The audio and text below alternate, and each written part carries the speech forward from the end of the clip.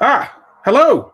Theoretically, we should be live, Luke. Theoretically, we Hello, should be everybody. live. Hello to the masses. The masses of All people, of the people out there watching us now. Remember to mute your thing, otherwise it's going to be a nightmare. So yeah. It's just the wrong thing's going. It should be me. It should be a picture of me, but it's not. So that's fine. I was going to show the masses what I would look like, but it's not wanting to work. Oh. So it's failed already, Luke. This entire experiment. We've fallen at the first hurdle. Before we even got to what I thought was a hurdle. Oh my God, there he is.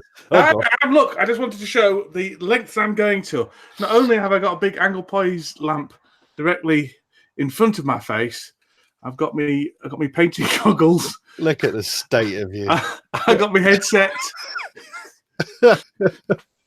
Hang on. I've got my headset, my painting goggles. I've got my flashing tie. I'll put that on as well. There we go. And my Cthulhu balaclava over the top of everything. Dear God. And that is my painting setup, Luke. That's how it explains your painting quite a lot now. Indeed. So yeah. For the rest of this show, that is how I'm going to be thing. Now, unfortunately, you won't be able to see me because I will be disguised. No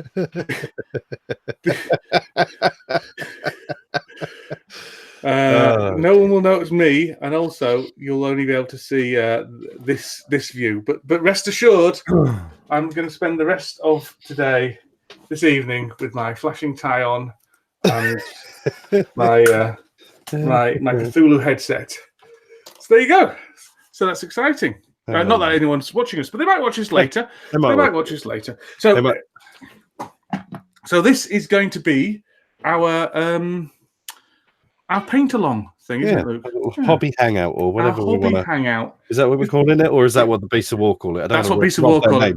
Oh, they do, don't they? Right. Okay. Not a hobby hangout then. But I'm just hoping no one actually watches Beast of War who's going to watch this. So we should be all right. Why would you want that? Why would you not want anybody who watches Beast of War to watch this? No. That's very true. I very much like Beast of War. So I'm going to be painting Batman today. What are you going to be painting, Luke? I'm painting Batman as well. I'm just painting loads of the goons and stuff. Which goons are you doing? Let me just quickly grab this. What? Sorry. Oh my goodness. You don't catch me doing unprofessional things like that. Look, I've got mine all over. Look at the state of my nails. Well, yeah, exactly. And that's why I haven't got it so close. I'm working on a whole bunch. All right. You're batch doing painting. a lineup, yeah. Right. Because these buggers are boring. So I quite like them. Well, they're all right, but I've been doing some goons. Look, this is one of my. This is the Red Hood goons. Well, yeah. See, he's quite cool. You see him, but they look very similar to these. It's just Harley Quinn goons. Now, I think they're too similar. I did one. Yeah, they are a bit, aren't they? I did these guys with a grey base and a. Well, I'll show you what they're meant to look like because I always. Hang on. Look, they're meant to look like that. Can you see that? Yeah. Yeah. Okay. Yeah. They're meant to look like that, but I didn't want them to both to be just pure black suits, so I ended up doing them a grey thing and then a black wash. Worked out quite nicely, actually. Yeah. Yeah, and then this guy is meant to be like that. I can't see it. Oh, you're not on there. There we go. See that? See if you hadn't said that was Harley Quinn, I'd have said that was to do with Deathstroke. Is it? Yeah, like that. Yeah, something like. Well, it says Harley Quinn on the thing. I don't think it looks like it. I don't know why it would be Harley Quinn. Surely there should have been clown costumes or something like that. I mean, I'm no authority on Batman at all. You know, I like Batman. It's the only DC character I do like. But I'm an expert in Batman. You're right. Yeah, you say you're an expert. This, for example, is one of Mr. Freeze's goons. This is Now I know you're being silly. This is Two-Face over here. Look, there he is. Two-Face in his classic, old Two-Face classic outfit. And Alfred here. Look, here's Alfred. Arnold, with his glasses on. Alfred. But yeah, so I've done some of them. So I will just say sorry for all the millions and hundreds of viewers that this obviously will get. I'm a little bit bunged up and feeling like death warmed up. So I apologise for being all coffee and sniffly. And you're always coffee and sniffly. I know exactly. No bloody novelty there. Filthy bloody smoker. That's why. Yeah, exactly. You need to stop that. It's not good for you. Well, if only they tell you that. If only they gave you some kind of warning. I know. It's ridiculous. I mean, it's really they're obliged to. I mean, So today, I think I'm going to do. See, what I'm doing is kind of new to you, isn't it, Dan? I'm doing this. I'm using washes to paint, which wasn't something. Oh, that's right. Yeah. So that I don't know how. Right, let's have a look. See how well you can see this. So this guy I've literally just washed in yellow, from a white and grey. I can't see that at all because it's a dreadful picture. But is it that bad? Is it? Sorry. Well, it's not even focused. That's the trouble. Yeah, my camera's a bit crap for that. I don't know how to. But yeah, it's. Well, I think is it Arringpater washers you use? Well, actually, no. That was a Citadel shade. I bought some the other day because I really quite like their shades. I don't know. But it was Vallejo. Is the that's it, Vallejo. I get confused because they all sound to me. Yeah. I've never used the Army Painter paints. I've heard kind of mixed things about some of them. I used to use their sprays quite a lot. Right. I'm trying to choose what colour green for.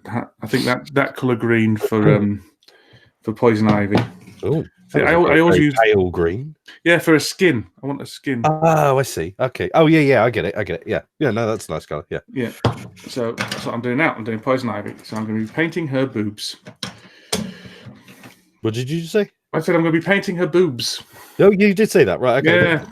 She's got hard of hearing, and just thought rather problematic underboobs going on. I'm not entirely. Look at that. It's a bit ridiculous, really. There's a lot of booby going on there, isn't there? Yeah. In fact, I might have to make it so. To be fair, doesn't she kind of do the whole sultriness? Yeah, well, yeah, and the makes people fall in love with her with a sniff of a plant sort of thing. That's what sultry means, you idiot. Oh, does it? Oh, yeah.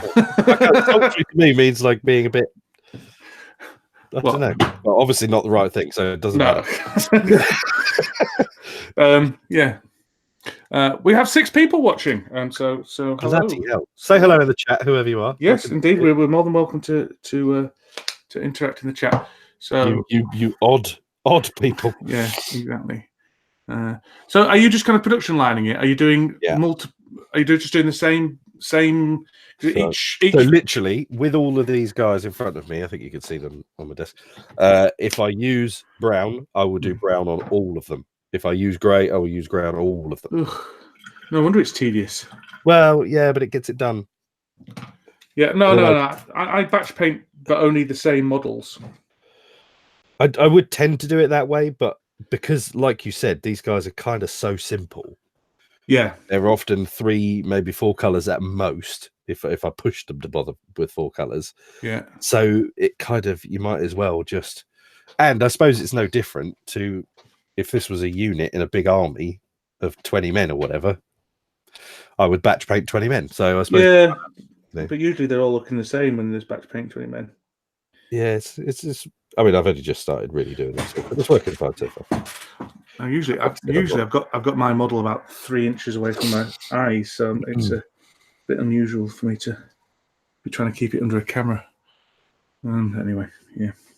Karen, hello. It's 3 a.m. Just popping in to say hello and goodbye because it's time to go to sleep. Why is Karen always awake? Not Carlin, like you called her before the other day, you ignorant bugger. No, Carlin is a name. Hello, Karen. Happy sleeping in a minute. It's not Karen. Are you sure there's not an R in there? It says Karen. It's not Karen. It's Kayin. Well, is that not Karen? Is that not just a weird way of spelling Karen? I don't mean to be rude by calling she's from Malaysia, so I don't know. Oh, maybe it's pronounced differently, but maybe it's pronounced. They've got an L in the middle of it, like you say. Well, I beg to differ. I hope you didn't stay up for us, though, because it certainly wasn't worth that. That was an anticlimax if ever there was one. Exactly. It's nice to see you nonetheless. Yes. Yeah. I mean, I'm interested in the. One day we'll do it a bit earlier, and I'm interested in the gaming scene in Malaysia. Is there much of a gaming scene? What do you mean? I don't know. I'm Oh, I interested see. in gaming You're scene theorising everywhere. over it. Yeah. Yeah. I mean, I Well, imagine there is. Yeah. can't see what. Well, Well, I know Games Workshop produced lots of like miniature rages that are purely for some of the Far East countries. oh, do they? Yeah, like they did those like blind buy Marines and stuff. Oh, right, yeah. Um, My hands are shaking more. oh, bless her! We're gonna help her go to sleep. She's gonna leave us on, and we're just gonna lull her off into a beautiful but maddening sleep. Indeed. Like Nick Welford's been having lately. Indeed. It'll be one of those fever dreams. Do you ever do that? I'm not even acknowledging Dog Bomb in the comments, to be honest. Dog Bomb hobbies furiously. Hey, Dog Bomb, if you've got any hobbies to actually do, What are you doing? You don't even- furiously? he doesn't even. I don't think he paints anything. But you're more than welcome to join us if you want. Dog Bomb when he's at home then. It's Sound like Simon you know. Brass. He came to see. Oh, Simon Brass. He said something horrific to me earlier. Did he?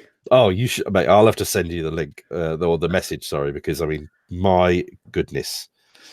Deary me, what? You should. I mean, I've never. If I was stood in front of him, I'd never let him say that about my mother. Simon Disgusting. been on the. I've been skirting round Simon for a lot longer than I've known him, which is very interesting.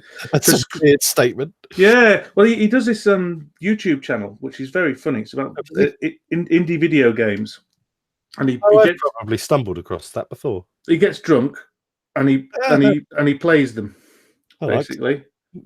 And it's enjoyable. You've done a lot to go up in my estimation. You sent me a horrifically inappropriate message because you were being very, very good and not posting it on the group, which was very cool. Oh, I see. Oh, yes, he had a rude message to say. Didn't he? Yeah. And now I find out that he does something quite amusing on Board Game Brothers on board gaming. So if you mind, Luke, I'm saying something incredibly fascinating. Oh God, sorry, my bad. If this is going to work, we're going to have to work out a way of you shutting up while I speak. Oh, I can't talk over you like Lee does. No, not like Lee. You can't have it happen on two. on two forms of media, and I'm not willing to put up with it. No, Simon does this very funny YouTube channel, and he got retweeted once by Graham Linehan, who these days is a bit of a social pariah. But I don't want to go into the reasons behind that because it's not. Name rings a bell, but I can't think of Graham Linehan. He wrote the IT Crowd and founded TED. Yes, I know who you mean. Yeah. So he's been on QI and stuff as well, hasn't he? I'm sure he's a very funny man. Although I'm sure I've seen him on stuff as well as knowing him for his writing. He's got into a lot of trouble recently for his opinions around transgender. But as I say, I don't really want to go into that. I was going to say, let's not go down that road. Just wait till next podcast because we touch on all that stuff. Next podcast. We find out you're a horrific bigot. Finally, do we? That's it. We've all been wondering. The problem is, you want to make a joke about stuff like that. It's like my go-to joke used to be, to say something racist about Eskimos or something like that. But then I didn't realise that was a thing. It's very difficult. Probably the best thing to do is not to joke about racism. Well, that's probably the best thing to do. When you just said, the stuff about Linehan and making some faux pas about transgender and so forth, or sounds like more than a faux pas, but I wanted to make some stupid, light-hearted jokes, but knowing full well that they wouldn't get taken that way. Exactly, yeah. Self-censoring is a wonderful thing. It's interesting, isn't it? And we do talk about this on the next podcast. But before we go too far down that line, it's nothing to do with what we're talking about. Right. Graham Linehan retweeted one of his videos. So I posted one of his videos on my blog about 10 years ago before I'd even ever heard of Mr. Brass. And then like 8 years ago, so 2 years later, I got really into geocaching, and he was leaving all these. Sorry? I've nearly done that as well. Vaguely intrigues me. Oh, hang on. Carolyn's. Well, yes. No. Karen was speaking. No, Carolyn. Yes, the name is Karen, pronounced as it's spelt. No special twists here. Thank you. Exactly. That's what she's saying. And the name is Carolyn, pronounced how it's spelt. No special twists here. She's a twat. Don't listen to her, Karen. You're a lovely human being. Clearly, don't let him bring you down.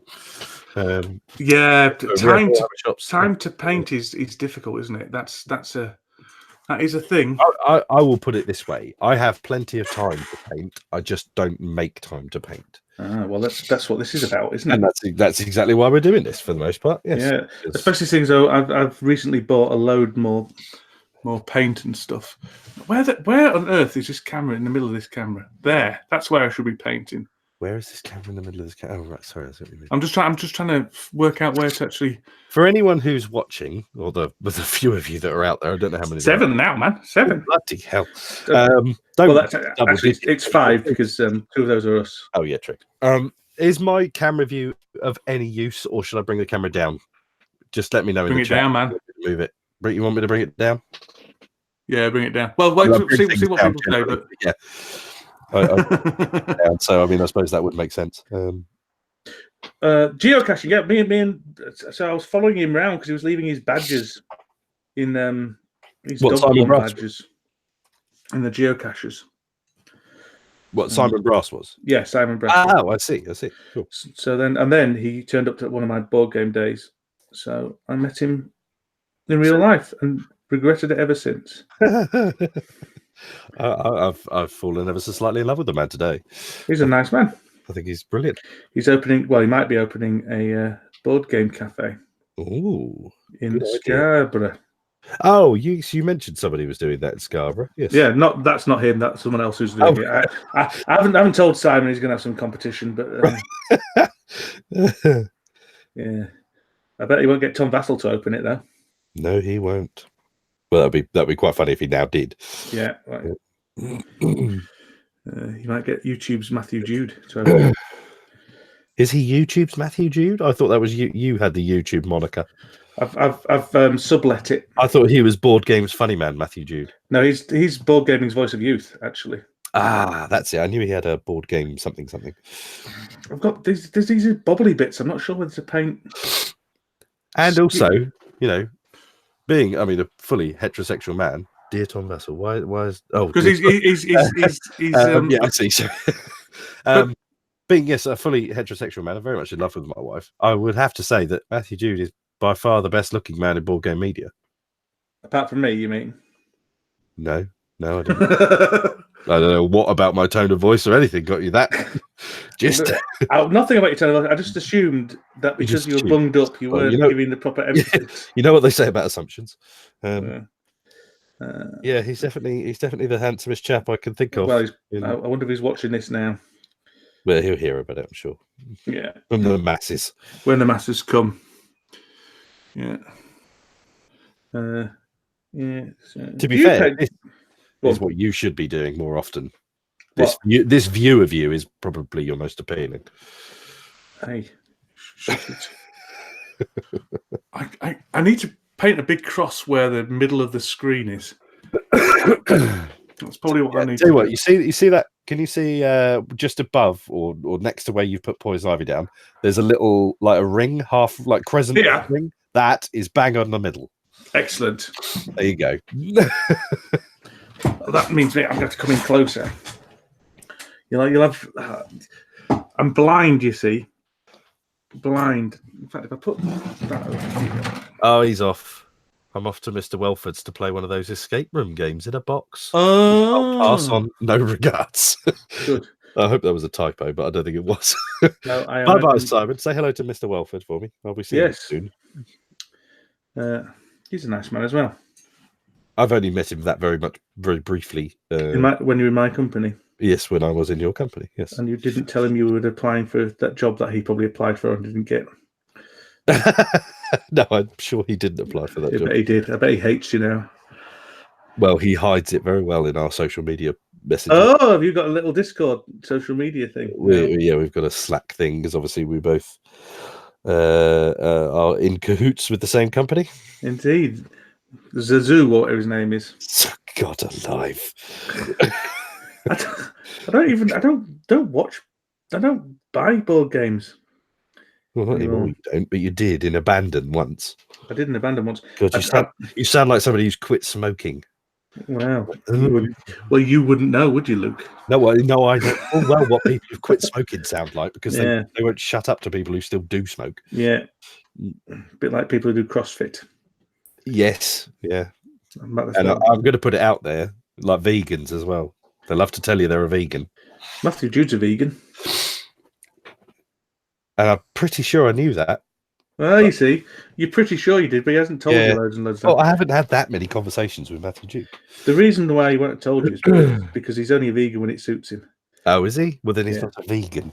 Oh, you can be. Depends. You can be a vegan, then not a vegan, then a vegan again. Part-time vegan. I'm vegan between meals. I eat no meat between meals. What, do you walk around with leather shoes and a leather belt? Depends. Have I just floored your yeah, you have rather, unfortunately. I'm loath to admit it, but yeah. Oh, this is a weird. I'm painting in a weird, cramped up position to try and. I obviously paint with my head a lot closer to the mini than this normally. I do like Simon Ross. He said before, I'll pass on no regards, and I asked if that was a typo. He said, no typo. Nick Melford's not a nice man.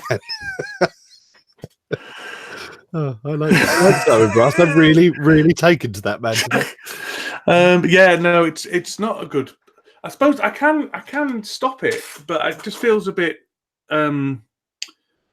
It feels a bit mean. Oh, Karen has said that she really can't see what we're doing. Yeah, so, Karen, should I move my camera closer? Well, no, it's not about that. I think it's about us. Well, it's about the fact that it switches between two, and then she says so far away from the mini. So I'm assuming, that mine is fundamentally useless. I can stop it switching. What's the point in that? What, stopping it switching? Well, yeah. I mean, I suppose, yeah. What I really would like is dual screen, which is what this is why I wanted to get. No, I can't be bothered doing that. Oh, don't bugger about with it now. No, I won't. Don't worry. It's all a bit washed out, isn't it now? What happens if I turn that off? Can't see. Darkness. Yeah. No, we're not doing a painting tutorial anyway. We're just we're not. So shut up, Carlin. He's such a dick. Right, hang on. Sorry about the moving camera, people. Oh, man. It's like a... Right, where am I going to put it? Where am I going to put it? Right. I forgot what I was bloody painting now. Hang on. What was I doing? Right, this. Hang on. So where are we? I'm there.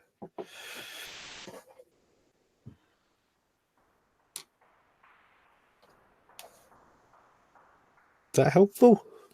What does that look like? Well, it's nice and out of focus, but there's not much you can do about it. Just no, it needs to be a bit further away. What? How dare you? What? Can't anyway. We're not speaking to her anymore. We're just here for Luke. See, there's two people I love today now. Your fans, and I use air quotes there, Dan, are brilliant. Yeah. Right, well, I can stop you being on. Broadcast the video. You are that bitter as well. You would do it. I'm incredibly petty. I'm surprised you haven't worked this out by now. Bitter, twisted, cantankerous old fool. I am as it goes forward, I'm going to see if I can work out how to use this other software called OBS or OSB. Or I've downloaded it, but I haven't even looked at it yet. Oh, it is. Oh, you're on PC though, aren't you? Yeah. Yeah, so you might be able to do it actually. So we might do that then. I'll bugger about with it during the week, and then well, don't stress yourself too much. No, I'm absolutely not going to. All we need to do is work out how to do it so we can chat and have a dual screen. It's very good for dual screens when the two screens you're showing are coming from the same house. If that makes any sense, not connected over the internet. It's mainly designed for people who stream computer games and stuff. Yeah, because we said that, my very countryside internet will maybe struggle. Yeah, I don't know about. Yeah, we'll see. We'll see what happens. There's loads of bobbly bits over Poison Ivy, which I'm not sure if. How well can you see that? in that picture. My phone. I'm not really badly because it's not in focus. You've got it too close to the camera. Right, speak so I can go on. Yeah, I'm just trying to let you see that that's just with a black wash to turn into a grey hoodie, basically. Yeah, but does it not come out blotchy? No, not because those Citadel washes are really good. So this one that's pretty much dry. Well, have you seen the new paint that Citadel have released today? I did. Something popped up on my Facebook. There was a Citadel paint, and I didn't really pay attention. I can't remember what it's called, but basically, it's you put one thick coat on, and yes, it was called thick coat or something, wasn't it? Oh, I can't remember. I think it literally is called thick coat. I thought it was a joke post when I saw it. No, it's not. No, and just the name. You need to do one coat, and you don't. It washes and highlights automatically. It's for speed painting. Oh wow! So it's sort of doing what I'm doing, but it's doing what you're doing. To do what I'm doing, but I don't know if you can see that, Carl. It is Rosemary and Co. Oh, good. I was going to say brushes, and they're sable brushes, which I only recently found out is weasel fur. That's a bit of weasel fur for you there. Look. Ironically, since you said it, since you told me, because I also had never known that it was weasel, I've actually seen them listed as weasel. Right. And they didn't mention the sable, so I was like, oh, so maybe I've seen that more than I realised, but moved on because it didn't say sable, kind of thing. So we're not doing a very good job of being vegan already in our painting. But it's true, yeah. The Rosemary and Co. is a British firm, and it's just slightly cheaper than Windsor. Is it Windsor and Newton? I've got one around here somewhere. I don't know if you could even remotely read that. Right, is that Windsor and Newton? Yeah. Which are really nice brushes, and Windsor and Newtons, which there's a good argument that brushes don't matter. I don't think they matter as much as long as it can get to a point you can use them. Yeah, I was going to say that I agree with that to a point.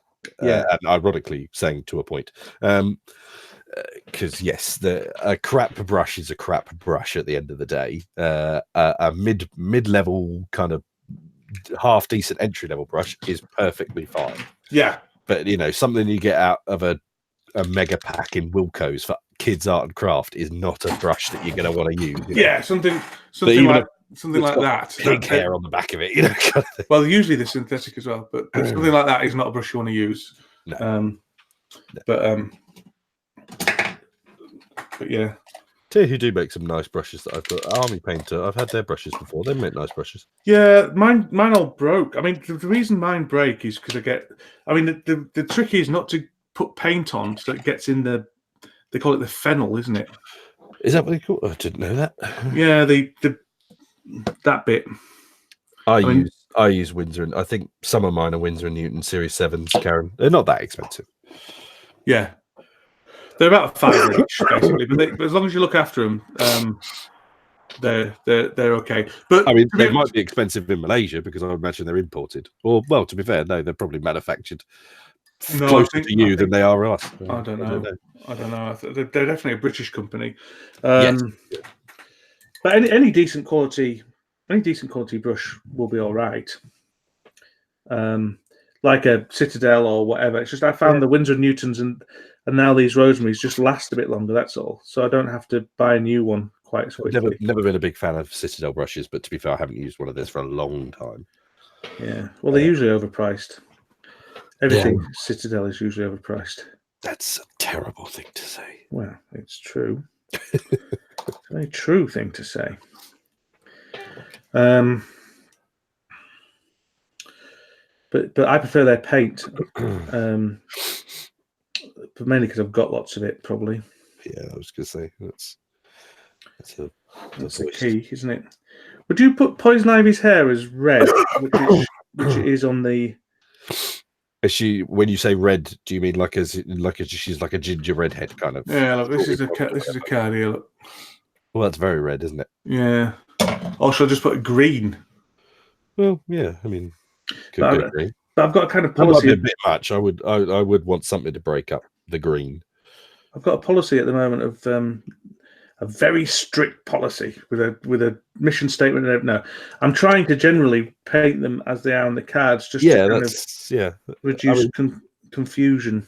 I think I agreed when you said you were doing that when we met up at the Dice Cup. I certainly agreed with you to that point of not like mixing up, the goons, doing all 4 goons the same as they are or whatever. To be honest, I've seen seen when it's the heroes and the villains. Yeah, you could have a bit of fun with it. You can have a bit of fun with it. Yeah, I think with the goons, I've seen people do like all the hazmat guys with different coloured wellies and things. It looks worse than having them all the same, in my opinion. I mean, like I might do. I was thinking like these fellas that I forget what they are. Thugs with chains. Yeah, I might do their mohawks a different colour each, but that's pretty bloody minimal. Other than that, they're all still in their blue number 9, vest top thing, whatever it is. Let's have a look. Citadel is probably your best bet. Citadel brushes. To be honest, whatever you can find, really. There's with the other thing is with paint and paintbrushes and stuff. That's one of the few things that I can very much justify buying from my local store without any compunction at all. Because A, you usually need it then and there, so it's good for that. And B, the markup on it is slight or non-existent, so you don't have to feel guilty about. You don't have to break your bank buying local type thing. Yeah. So, how much paint do you eat in the course of a day? In the course of a painting session? I eat a lot. You said that before. How exactly is it that you're causing you to consume quite so much paint? Right. Listen to this sound. Right. Ready? And then. And now my paintbrush is a lovely point, but there's a reason it's a lovely point. It's because I thin it out on my. I stick it in my mouth. Yeah, but sometimes I don't even put the thing in there. Like, look, watch. Ready? Here it goes in there, into the thing. Some green on the end. Oh, you were joking. There's no green on now. Look, it's all gone. All right. Yum. Right. In that case, very little. So I'm just hoping it's not poisonous. That's all. Oh, it is deadly poisonous. When did you start doing this? I don't know, ever since I've been painting, really. Yeah. Gets to a point where surely you realise that the water's all the way over there and your mouth's just very close to your hand. I'll give you 9 months to live at best. And I'm being optimistic at that one. No, I believe paint will do you no harm whatsoever. I can't see him selling it if it would, really. I'm going to do like all the proper painters do. I'm moving on now to Wag Flesh. Wag Flesh now. Wag Flesh. God, they've got some stupid names on there. Do you leave Citadel alone? I like Games Workshop these days. Oh, to be fair, so do I. I mean, I was a big, I was as big a Games Workshop fan as you can be, and then slowly turned to hate them. Well, Tim Kirby ruined an amazing company. He did, didn't he? I didn't know that was his name, but there's certainly Tom Kirby or Tim Kirby. Tom or Tim? Tom. Jack Kirby, I think you mean. No. It was weird. He seemed to actively dislike his customers. Yes. Or the old guard, as it were, whatever you want to call, grognard old war game players and stuff. He seemed to actively want to upset them. And all he was interested in was new money, new investment, go away, more new investment, very, very weird business practice, which luckily he has now since left. And they go from strength to strength now. Roundtree, I think, is the lady's name who took over. I thought it was a man who took over. Was it a lady? Certainly a woman took a very, very high position, if not Interesting. Highest position. Some massive Games Workshop fan could absolutely call me out on this. I'm doing this purely from nuggets of information that that's how we roll on the Sporadic Board podcast. My head. But yeah, Tom Kirby, I'm pretty sure it is Tom. Yeah. Basically went about ruining a company and obviously drove away all of his biggest talent, slowly but surely. Jake Thornton, Rick Priestley, John Stallard, Ronnie Renton. They all eventually buggered off to make. I only know Rick Priestley out of that bunch. What did the others do? Ronnie Renton started Mantic Games. John Stallard and a couple of others, including Rick Priestley, started Warlord Miniatures, which is bolt action and so forth. Who else did I mention? Jake Thornton wrote. He's a rules writer, and he's written loads of games since outside GW. I think he might still do some stuff within GW. Well, I imagine they would use freelance workers and stuff like that, won't they? Yeah, but no, they had this weird. James Hewitt left very quickly. What? Sorry, James Hewitt left. He wasn't in GW for very long. Wasn't he having an affair with Princess Diana? Yes, he's Harry's dad. That's what I thought. Yeah. I don't know. I think he admittedly he was back at GW, or he was at GW when they were really on the up and up. Right. I think he might have even had quite a big part in that. I'm saying that obviously out of pure conjecture, but they're doing some good stuff these days, and not. I mean, they've still got a little bit of the old cash. Yeah, I mean you can't. But I mean, they're a business, I suppose. Yeah, that's what. It's not like you can't accuse Wizards of the Coast of doing the same, or certainly not CMON. All the rest of that, all that bunch. Yeah.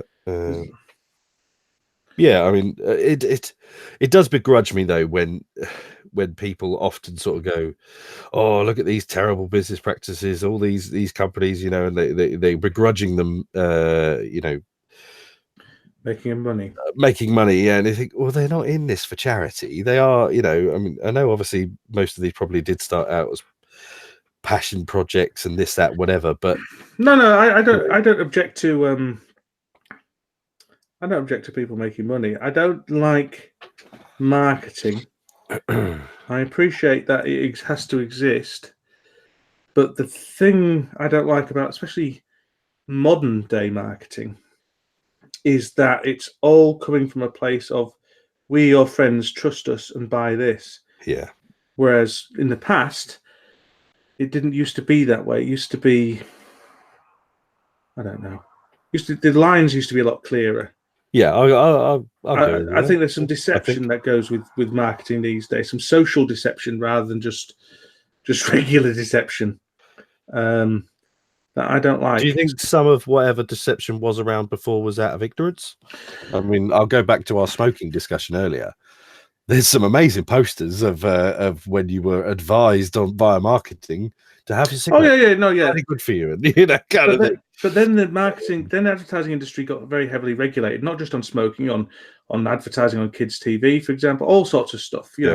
Advertising Complaints Commission, all that kind of stuff. So your conventional advertising is all very heavily regulated. What isn't regulated these days is bullshit like influencers and all that stuff. And you see that Instagram people and stuff Instagram like that. people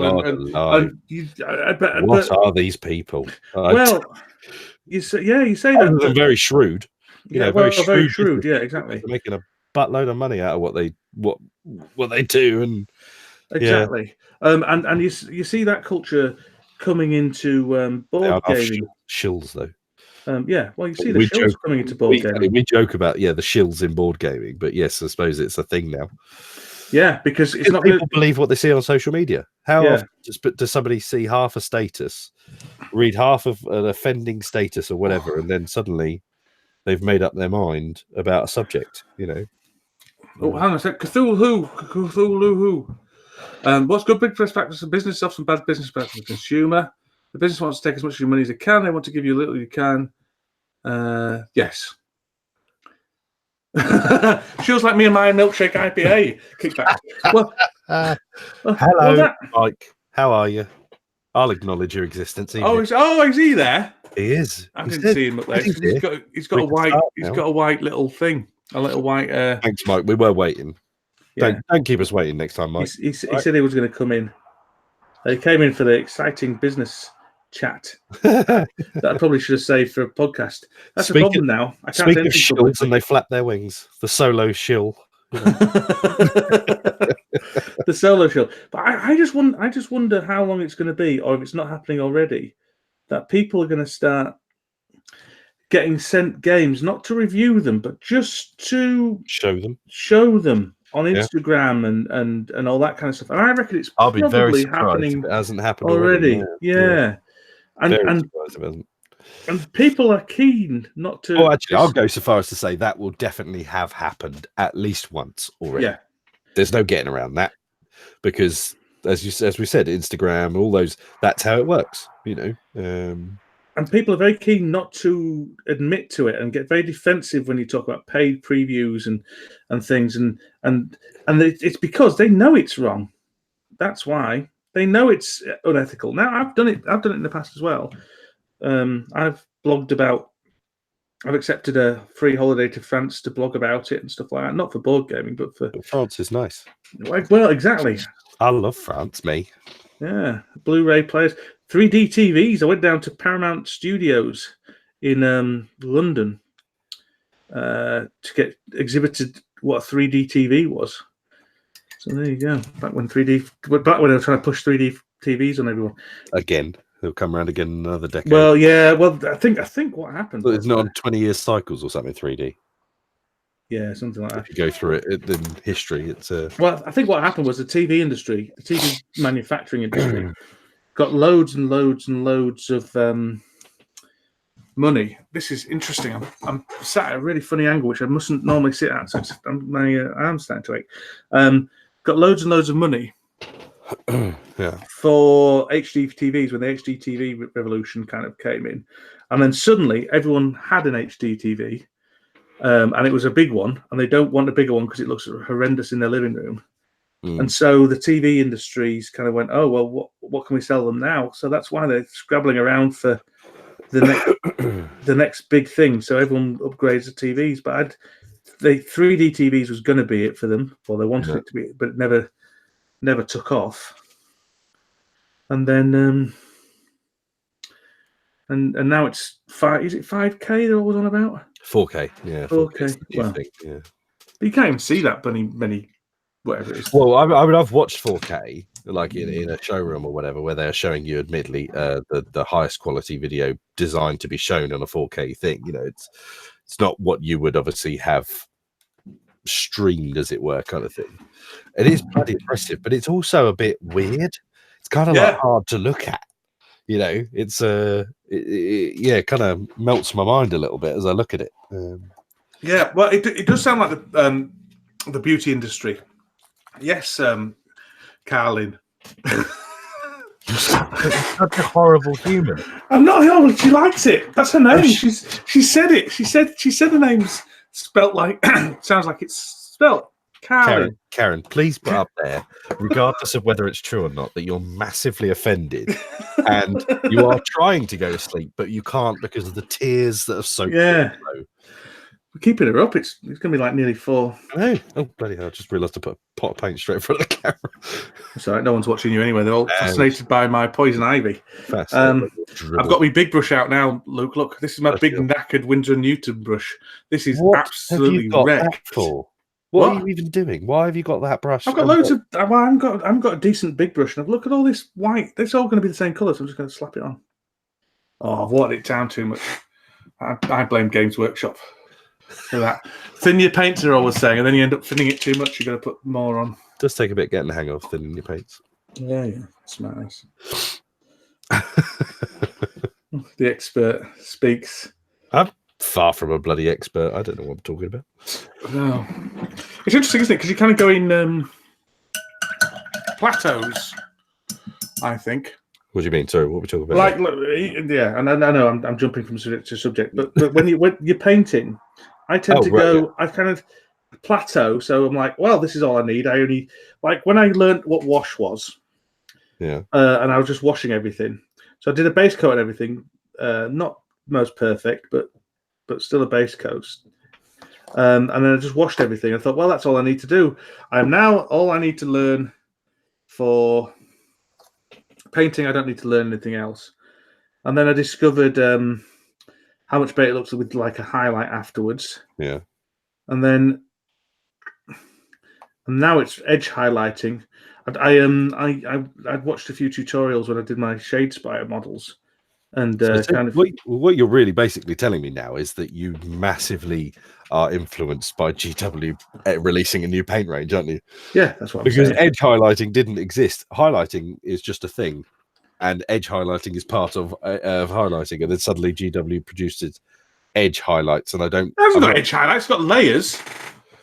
They have. I'm sure they have one that's called Edge. They or don't. Like that. You're an idiot.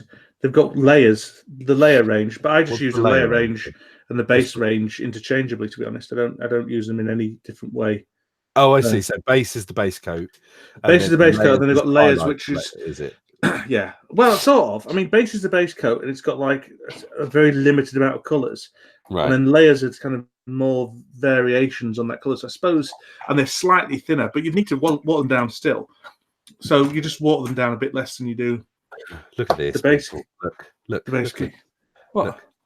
Look. That's how long I've been painting, and I've still got some of the. And I had ones that were older than this. I had the original white top round straight. But yeah, these old GW washers are still really good. Well, you won't be able to get them anymore. Oh God, no. Mr. Start, Luke, what models are you painting? Luke's painting some Batman thugs, and I'm painting. You can't tell what they are because he's so bad at painting. And I'm painting Poison Ivy. I don't know if people can see it, but I'm painting all load of the goons and normal people from. Yeah. And Carolyn says, my name's been mispronounced enough through the years. Carolyn, Catherine, Caitlin, Karen, Cindy. Carlin is a new one though, and that's because it's not. Get offended by the fact that somebody else mispronounced their name in a weird way when you're doing it continually. Carlin says Carlin's a new one though. Previously, she says it's been mispronounced enough, and now she says Carlin is a new one though, and that's because it's correct. So we're all fine. Look what I'm drinking, Luke. Guess what that is? Well, it looks like sort of the dregs of something, but it does, doesn't it? What is it? It's Pimm's. Is it? Yeah. I should have noticed that because Pimm's does get that weird foam, doesn't it? Yeah, it does. Weird sort of crispy foam. I was talking to. Pimm's. Oh, it's nice, isn't it? It's proper summer drink is Pimm's. Yeah, I would say you're being a bit optimistic. It's not been the nicest of days. It's certainly not our way. No, it certainly hasn't our way either. It's been Golka Lily Day. I don't know why they call it Golka Lily Day. It's a festival in the next village over from ourselves. Do you know what Pimm's is then Mike? You've said all Pimm's, like you obviously know what we're talking about. I wouldn't have imagined Pimm's was something that across the Atlantic. Or is it one of those very imported things? I'm going to make him type it all out. I could tell you why. I could tell you why he's saying all Pimm's. Right, I'm going to make him type it all out. Good. But Karen and Cthulhu were both talking about the our massive insights into marketing, modern day marketing, and makeup Instagram is the one that's really is that really on fire, is it? Yeah, with just inundated with that kind of stuff. Isn't it also yoga and look how good my arse is and fitness Instagram and all that? Have you been looking at my Instagram, Luke? Because that's the topic of my Instagram is look how good my ass is. I do the Dan Hughes Tums, Bums and Thumbs, whatever. You'll work out. Bums and Thumbs. I like it. I'm gonna do it. I'm gonna release a new fitness my video. Thumbs have never been buffer. Look at them thumbs. Oh, there's some buff thumbs. Yeah, thumbs. Tums, bums, and thumbs. Look where I put my thumbs to get it all taut. Oh, that's tickled me. I don't do Instagram, but a buff thumb model. I don't understand Instagram. No, I think I'm a bit old for it, but I have been tempted because I've just been trying to find. I used to have an old light box for doing photography. Yeah. So I'd like to take some nice. Since I'm spending all this time painting at the moment, there's no actual point doing it if I can't, gain some attention from other people from doing it. So, like you, but all right. Yeah. So I thought I might start sticking stuff on Instagram. To be fair, I can't talk. You turned me into a narcissist. So. Yeah, well, I haven't turned into a narcissist. What are you talking about? You I already am a narcissist. No, I said you've turned me into a narcissist. Yeah, Jesus Christ, you even made that about you. It's how it should be, Luke. But I was having an argument with a woman on Facebook the other day about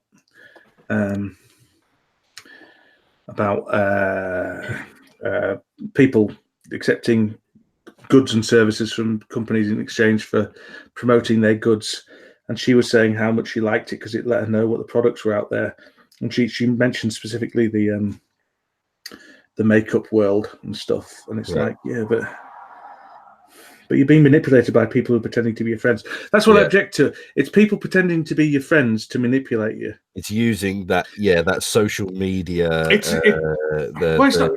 the same thing as a bloody Tupperware party, or Avon, or all that kind of stuff. All these. You can work from home, or you can try and get money off people who formerly were friends, but now don't really trust you very much. And that's the same kind of feeling I've got. Not necessarily from. I don't think it's a massive problem amongst people on Instagram, and I don't know because I don't go on Instagram in the board gaming world, but I can definitely see it, and especially in these very, I want to call them used car salesmen or women, but it's always men, to be honest. So far. People who have companies and also board game media channels, and it's just publishers who also want to be board game media personalities. I don't like it. See, I don't mind all that. No, I don't like it. Because I don't trust anything they say, so I suppose it doesn't matter. Well, yeah, just take it for what it is. Know when you're being advertised to, and know when they're just trying to engage with their community. But obviously, that's hard to tell sometimes. And yeah, I think. Yeah. I don't mind Bonacore, because Bonacore's PT banner of the, he kind of wears it well, really. Yeah. But there's a few others which I don't want to name. You do, but you don't. Well, I'll name it privately. Sometimes I wonder if it's just a cop out not naming people. Like, you should just, if you're complaining about stuff, you should just say it. But then you're right. But then I suppose, why try and deliberately hurt people's feelings or antagonize them? Also, it's your opinion at that point. Yeah, you don't know it for a fact. They may be literally, like I said, just trying to engage with their community. They're not trying to be in any way sinister or whatever. So yeah, to go out and say it like that, it insinuates that absolutely it is sinister without question. So there is a point in which you call somebody out, and there's a point in which you don't. Yeah, Cthulhu quite rightly says he always distrusts friendly, smiling people. That's why Rodney freaks him out, and that's why he's drawn to moaners like Mike and Dan. I'll tell you what, though, Cthulhu, Rodney is just genuinely, I wouldn't even say nice guy, because he's a normal guy. Yeah. When you meet him, and very much is very enjoyable to play games with, much more so than. I know everyone says he is, but I wouldn't have guessed how enjoyable he was to play. Yeah, I don't think that's a surprise to most people, but it's good to know. Yeah. Oh, I've just got blame you for that. What? Green paint on a place where I didn't want green paint. Well, dark green paint on a place where I didn't want green. All this model's green. The good thing about Batman models is it's all just like 3 colours. I know I keep saying it, but it just amazes me how quickly you can get them done. You do keep saying it, yeah. I've only got 3 opinions. I need to keep repeating them. Ironic. How ironic. You've got 3 opinions and they're all 3 colours, yeah. Yeah, exactly. Oh, bloody hell. But this is a bit awkward to get in. I've got to make an orange wash because I don't have one. Do you know how to make that? It's black and green. Oh, I was going to go with purple and green, but okay. I'll take your word for it. I want to know about the hot vitamins, hair vitamins scandal. The what? What are we talking about now? Just because you don't listen to our people in the chat. I am. I'm looking. What? So where are we looking? Where? Who said that? Well, I can't tell you her name because you don't pronounce it right. I don't want to offend her. Oh yeah, sorry. Yeah, on the latest hot trending drama in the beauty YouTube. Now is related to hair vitamins. Is that like caffeine shampoo that you get now as well? What a lot of bollocks. What does caffeine shampoo? Well, apparently it gives you a pep up when you It might do. Look what I did, people. I had a splurge. No, what? I haven't done that for ages. No. I I'm sometimes camera shy. Oh no. I sometimes keep my, it's all that Pimm's you're drinking. I sometimes keep my washers in like that. So if it does trip, it's gonna not tip all. Oh no, I'm paranoid about my washers going. As I opened it, which was pretty dumb. So I'm not going to even, I'm sitting back and relaxing. I've had enough of that now. Car in L. What? Car in L. I've got no idea what you're talking about. Cthulhu.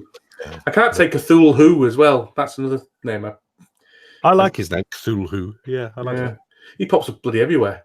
He's almost like that. Who's that woman who pops up on all the live? She's not on our live stream, I noticed. She's on Dice Tower, Kabuki Kid. Kabuki Kid. Well, she's on every bloody. I have never ever been in the chat on a Dice Tower YouTube without Kabuki Kid being there. Nice person though. They're one of the nicest chatters on YouTube I've come across. They are pleasant. Yeah, but they're always in Chaz's chats as well. Oh, I've seen them in Berkey and Badger's chats. I'm pretty sure. I don't know why, but I had it in my head when I first came across Kabuki Kid that it was a man or at least male. But I think I've gathered recently that it's a woman, female. Yeah, it is a woman because they refer to themselves as she or whatever. Oh, okay, right, yeah. I've heard people say her and she. I think that's what I'd heard. I think I'd heard other people refer to Kabuki Kid always reminds me of Kickstart. Do you remember Kickstart? No, Kickstart.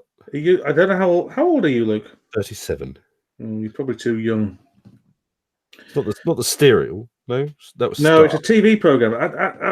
You know, remember when on kids' BBC TV when it used to finish?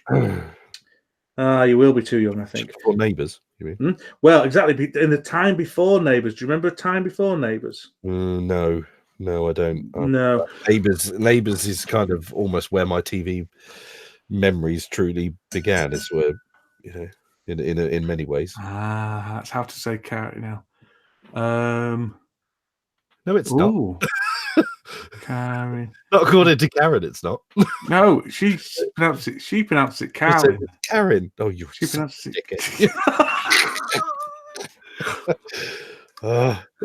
Leon. Karen Leon. That's her last name. Are you any relation to Al Leong, who was the? Do you know who Al Leong is? You won't. That's she's not a relation to Al Leong, but Al Leong. Who is it? He is. He's an American Asian gentleman with long hair and a beard that was in every single action film in the 80s and early 90s. Then I just don't know who he is by name. You mean he was the guy who was a torturer in Lethal Weapon? Do you remember Lethal Weapon? Oh yeah. Do I remember Lethal? I love Lethal Weapon. Great movie. He was a torturer, and for a while, myself and Lee. Oh, I know exactly who you mean. Yeah, exactly. Yeah, his name's Al Leong. Why on earth do you know that? Because we got a little bit obsessed with him on my one of my previous podcasts, and I think we actually eventually tried to watch every film with Al Leong in it. I like efforts like that. I find like that very admirable. There used to be, back when we were podcasting about movies, there used to be a podcast called Exploding Helicopters, and they'd only used to review movies with helicopters that exploded, and I approved of that as well. I massively approve of stuff like that. You have my utmost admiration when you do stupid things like that. Yeah, it was good. Now then, Luke, how am I going to paint this red hair? Look at it. How do you paint red hair? Well, I would go first of all with Brown, maybe. a brown mix in just a little bit of red, just to get it more of a burgundy kind of. Yeah, and then I should have a. I don't want to move this. And then yes, just I would take it up by red brown highlight. There's me paints there. Well, I would then go from brown to adding a slight little bit of orange. Well, I shouldn't have moved that because I've got no idea how to get it back to. I focused that quite carefully. Is that in focus? Oh, it's not too bad. How do you make yours? You said you turn the autofocus on. Yeah, I had to download a Logitech. I've got quite a fancy webcam. Oh, have you? Oh, okay. Yeah. I haven't much. Just a Microsoft one. It's nothing special at all. He was Genghis Khan in Bill and Ted. Yes, he bloody well was. He was as well. That might have been where we first started following him. The colours are quite washed out. That's the only thing. They're a lot better than that in real life. Genghis Khan in Bill and Ted. He's in a few things. I think he got cancer last time we. Oh, really? Yeah, I don't know if he died from it. I mean, he'll be old now, won't he? Because he would have been in his 40s back then. But yeah, he was almost generic. He was almost generic Oriental Man 101, wasn't he? He was. Yeah. I know, Karen. I'm really sorry. I realised that was like someone asking me, "Oh, do you know this person? They live in England." I didn't really think he was a relation of yours. I was just marking on the coincidence. I was just it just reminded me of the fact. Anyway, what I'm going to do is and also let's not get around the fact Dan is a horrific racist. I am. It's very true. It's shocking. I'm gonna wash this before. See, she's done nearly. I'm gonna wash this before I put the red hair on, because then I don't need to worry about the wash getting on the hair once it's done. That's how I roll. I think ahead. So, this is actually something I meant to ask you, Dan. What spray do you use? Presuming you spray with rattle can. I used again. Games Workshop? Sorry. Workshop? Games Workshop, which is they are good. They're very good. Overpriced, but it is very. I sometimes find that when I use a cheap one from like the pound shop or wherever, it gets very grainy. I've stumbled across a few cheap ones. Ironically, the company I've just left, Screwfix, they have a matte black in the No Nonsense range, which I bought it for some scenery and stuff. There's some stuff that I didn't care. Yeah, you know, if it went tits up, it wasn't a problem. Sorry for saying tits up. And I was like, oh, actually, this has a really nice coverage, and it's very, very matte, which some people like, some people don't. But so I used that for a while. But I did always used to like GW ones, but yeah, like you said, they're very overpriced. They're not very overpriced. They're a tenner. Oh, all right, they're the higher end. They're at the higher end, yeah. The top price you're going to pay. I used a few Army Painter ones, and I always liked them well enough. But I've seen enough people have some terrible problems with them. Going absolutely awfully wrong. That I kind of started to steer away from them. Right. What kind of things go wrong? Like going like almost like furry, like real weird stuff going on. Right. Is that kind of either done in kind of weird atmospheres or something like that? Yeah, they seem to be maybe a bit temperamental, or they get some batch problems or whatever. I mean, sometimes I never experienced it. I just saw enough that. Yeah, you thought, well, why risk it? Yeah. But now I use Halfords because so many people say that Halfords are great. Did you just use white? You white, black. Sorry, I've only got their white and their grey. Right. I've stopped doing things in black because I just don't like the way how my models end up looking really dark. It depends what I want the end model to look like as to whether I'll use dark or dark. All right, smartass. Yeah. Just saying. Right, I'm leaving it to dry for a bit, so I'm going on to another one. I don't know what to go on to. What are your options? What are your options? Well, I've just break out a load, so I could go. I could do the obvious choice. Look. Oh, I'm looking forward to doing him because he will take me literally 10 minutes. Exactly, yeah. So I don't really want to do him because everyone's doing him because they're cheats. Because he's so easy. Yeah. But I will enjoy painting him. I've got some SWAT guys here. which I'm not really looking forward to painting because yeah, they're harder work. they're going to be hard work and they're going to be boring. Yeah, I suppose. Cthulhu has just asked how many colours I use. Well, the good thing about these Batman figures, Cthulhu, Oh God, you're going to get to say it again. is that they're only like 3 colours each, so that's really good. If only we knew. Yeah. I've got some homeless guys, although they're called bystanders, but they're homeless dudes, aren't they? Really? Oh, I hadn't looked actually that close at them to notice that they were homeless, but yeah. Well, they look up. Hang on a second. I've got the. You're right though. Yes, they are. Now that you just say, I just hadn't really given them any particular. There's his sheet. Oh. So I've got one of them. I've got Spoiler. Who's Spoiler? Oh yes, well that's a nice model. That. Yeah.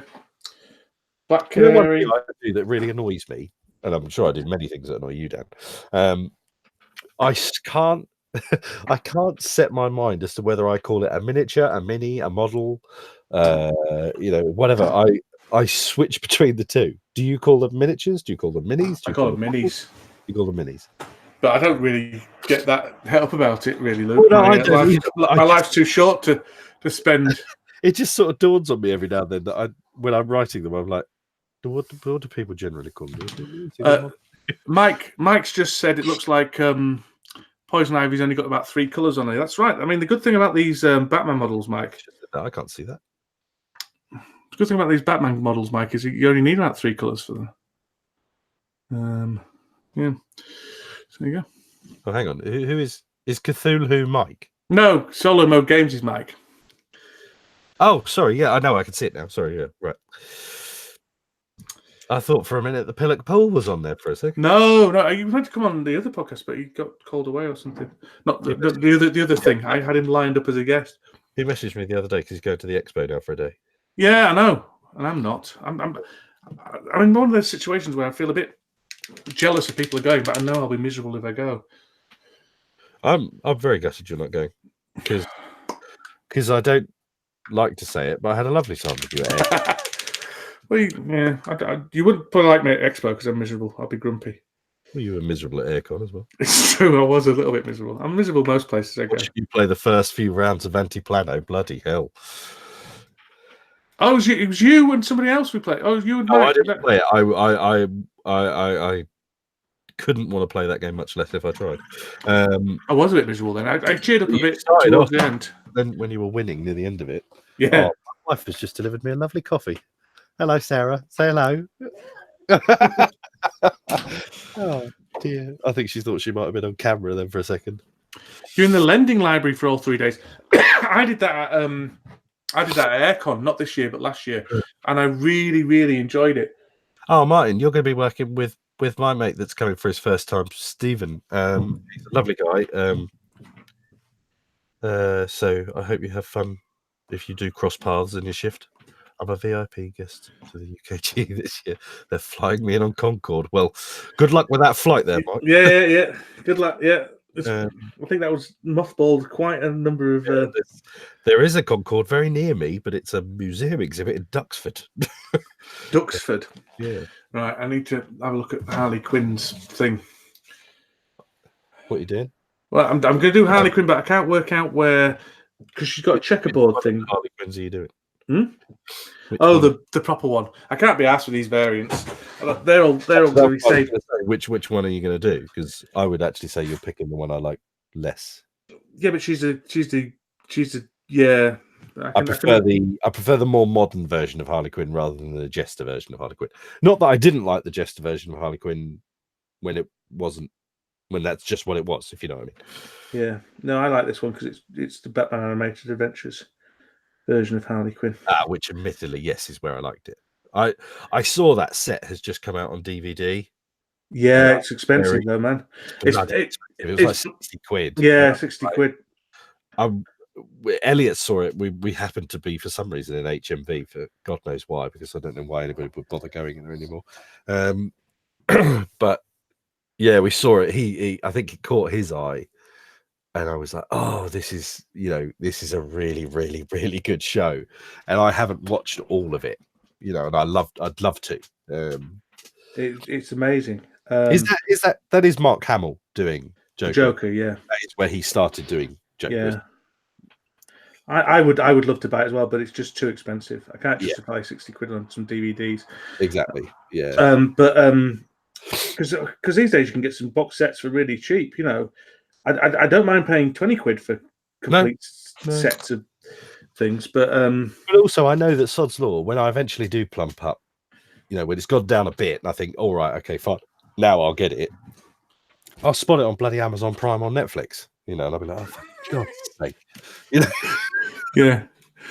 Mike says, careful, the checkerboard will take 2 of my 3 colours. That is true, actually, Mike. What's he going to do? Because it's a little, I don't know if I mentioned it before, but the good thing about these Batman figures is that they only take about 3 colours to do. We're talking about Batman, sorry. Yeah, the other thing is that the DC Universe service is in the US at the moment. Have you heard of this? So, yeah, the DC's new streaming platform. Yeah, and you can also get DC Comics on it as well. Oh, can you? So it's like a combination between Netflix and Marvel Unlimited, yeah. Which is a great idea. But it's not in the UK yet. But they'll all be on the DC. But I keep just hoping that they're going to show up in the. Do you ever feel really pervy when you're doing like a mini's bum? No. Okay. But I don't no, I don't. I don't either. I don't either, Luke. No, of course you don't. No.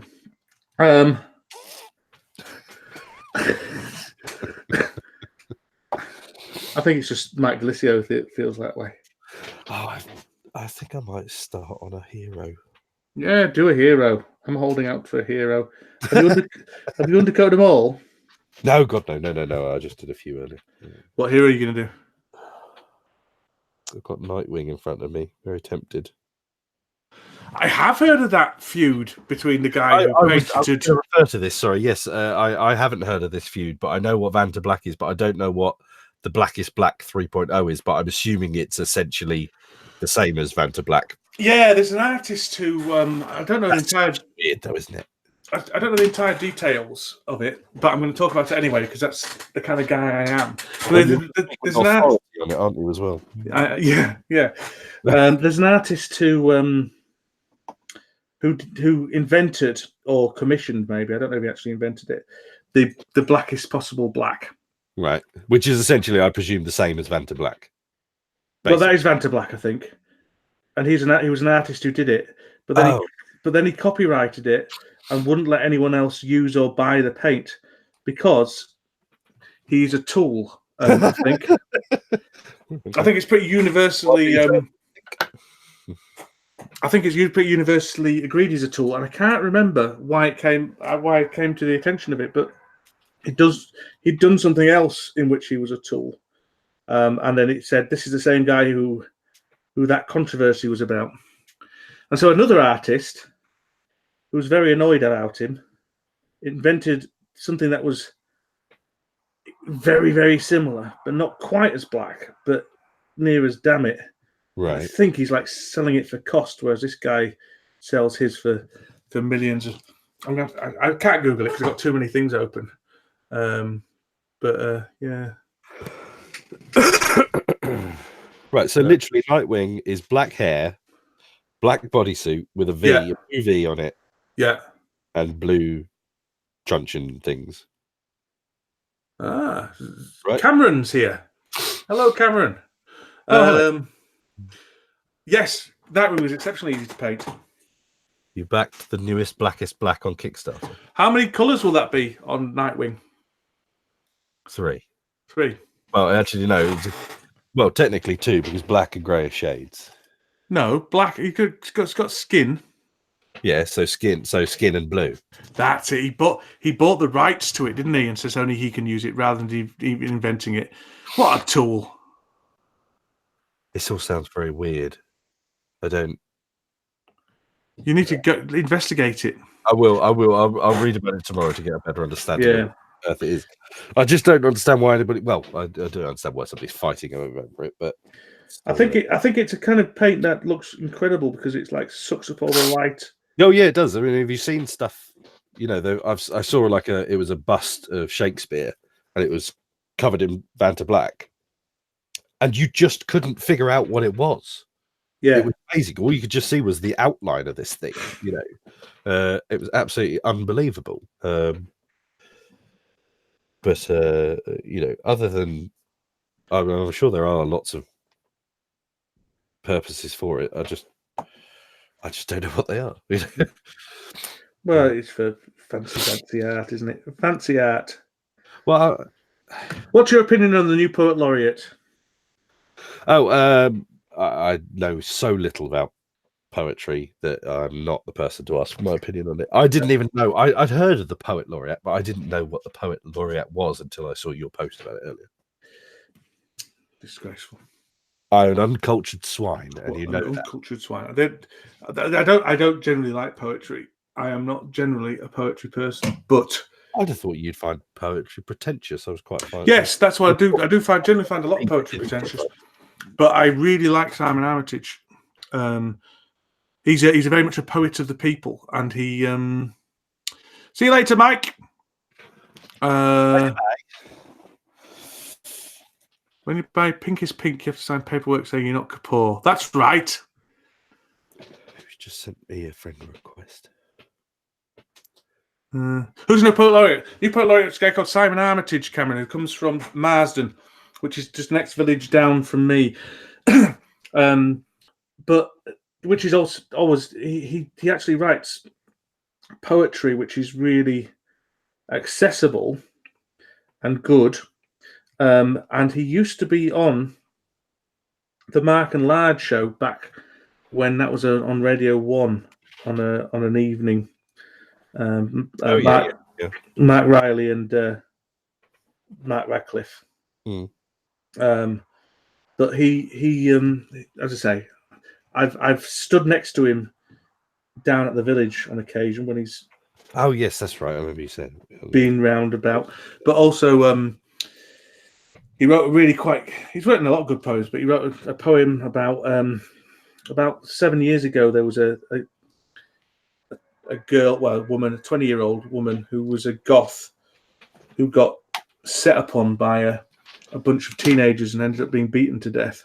Oh wow! And he wrote a poem about her, and it was very good. Black Rose, it's called. If you want to look it up. You know what? I might have heard of that. That sort of rings a bell. I think it's a book rather than a poem. I think I might have heard that it existed based on that event. Yeah. I certainly wouldn't have read it. Because, as I said, uncultured swine. Yeah. I'm not generally a poetry person, so I'm with you. I like John Hegley as well, but he's more of a comedy poet. On this ship of friends. I'll tell you who my favourite poet is, and that's Roger McGough. Roald Dahl's my favourite poet. Is he? Yeah, because I enjoy reading Dirty Beasts and stuff to my son. Yeah, it's hilarious, and they are. I've read Michael Rosen. He's a very good kids poet. No, not to my knowledge. Michael Rosen. I don't know who he is. I think he's a children's laureate actually. But Michael Rosen wrote. Son died when he was 20. When he was in his 20s. Not Michael Rosen was in his 20s when the son was in his 20s. Right. And he wrote an incredible book called Sad about the grieving process. It was a kid's book, but it was about the grieving process. And I would highly recommend that as well. So there you go. For somebody who doesn't like to find sadness in movies, that was a weird recommendation. Well, some things are just beautiful. You know what I mean? Yeah. Some things are just beautiful, and that was a beautiful book. It was a children's illustrated book. Oh, right. Okay. I bought it as a gift for a number of people because I thought it was really, really good. It's a good way because it talks about how you can just creep up on you and all that stuff. Anyway, bring it back up. Bring it back up again. Yeah, sorry. I'm just trying to. I don't know why I got talking about that. It was poetry. See, £5. Your favourite breakfast DJ? My favourite breakfast DJ, £5. What? Mark and Lard. I mean, they were breakfast DJs on radio. Oh, Mark Riley, I think he's breakfast DJ on Six Music now. I think. Oh, is he? I don't listen to the radio anymore. There's too many bloody podcasts and No, nor do I. Mark and Ladd. Yeah, Mark and Ladd were great. They didn't do very well at the breakfast.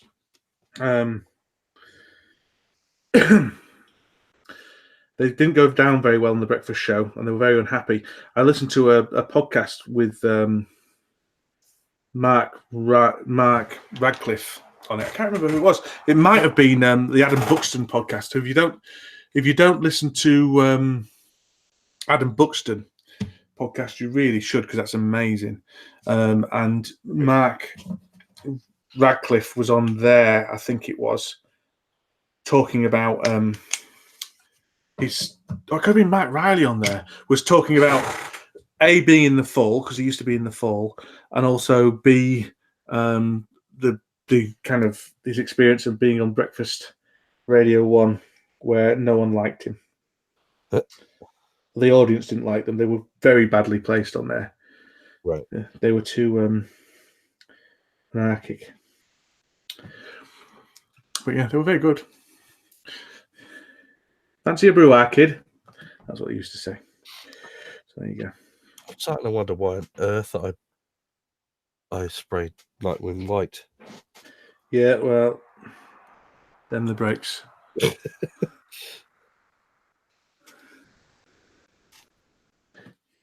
Are you gonna? How do you highlight black? Just varying shades of grey. Just going up to a sort of. I've tend to do blue these days. Well, I mean, yeah, it depends obviously what I want. What I would do with Nightwing, because I am the expert. If you want my grandfatherly advice, is highlight his suit grey with grey, and do his hair blue. Oh, okay, yeah. Because his hair, I might go a little bit brown, but no, black. His hair's black. A little bit, you know. But in the comics, they always used to highlight his hair blue, right? His hair blue. Not, I'm not talking about a blue rinse. Yeah, just a little. I get what you mean. Yeah, that's not a bad idea, actually. Because then it will differentiate the two different types of black, won't it? Yeah, that is a good idea. Yeah, thank you. I will admit I would not have probably thought to do that. I was like I say, I was going to go very, very, very dark brown. Yeah. No.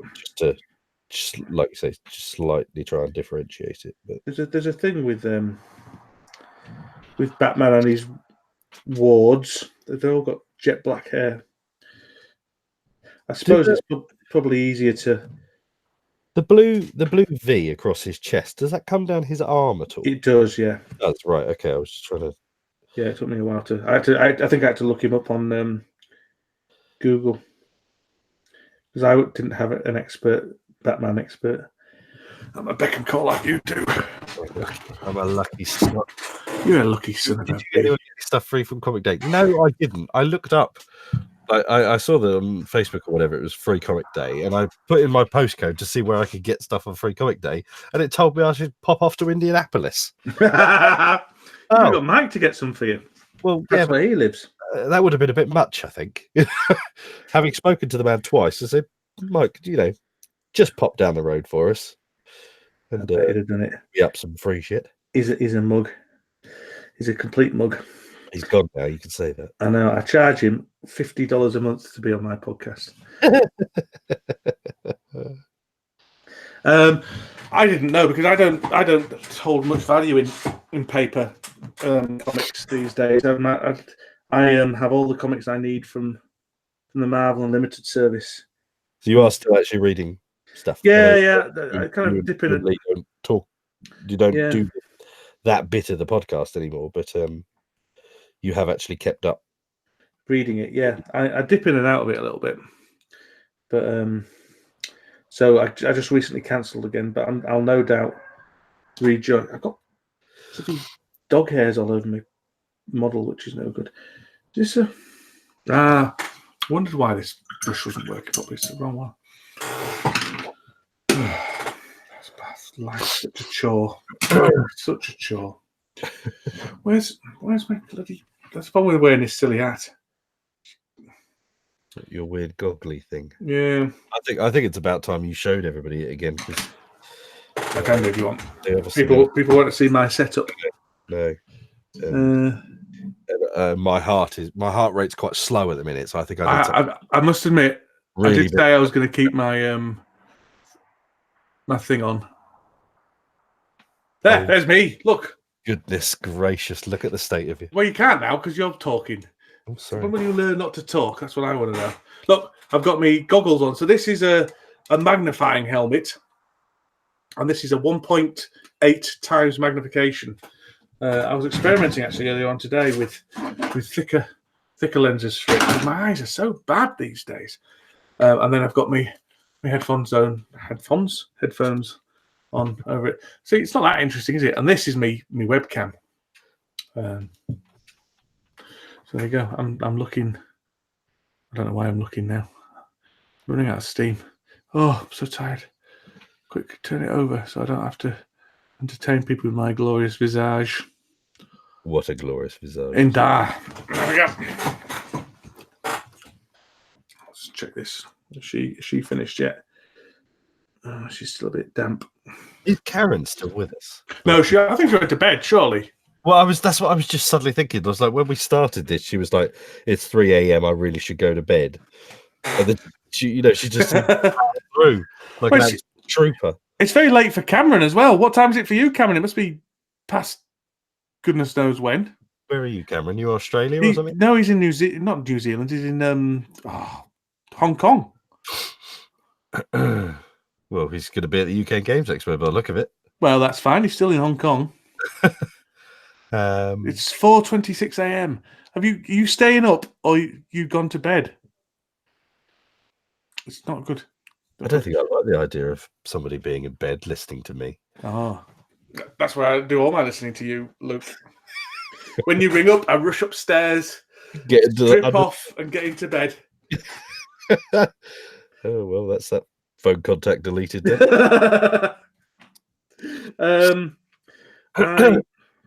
Hong Kong. You got up again, so you went to bed, and then you got up to listen to us dribble on. I hope you didn't listen to us to dribble. Get up to listen to us dribble on, because that is not a good use of your time. I've never actually wished somebody to have a severely debilitating insomnia condition, and that be the reason you got up, rather than to listen to us. I tell you what, I'm watching a lot of recently. Speaking of Batman, is Gotham. Have you ever seen Gotham? I watched the first 3 series. I want to say. Okay. I really liked it. And then did it go off the boil? No, it didn't go off the boil. I think they moved where it was. I think it changed. Right. It was on Channel 5 or something. Oh, I see. Didn't move it to Metropolis. No. I mean, they moved it. That's a bold move considering the name.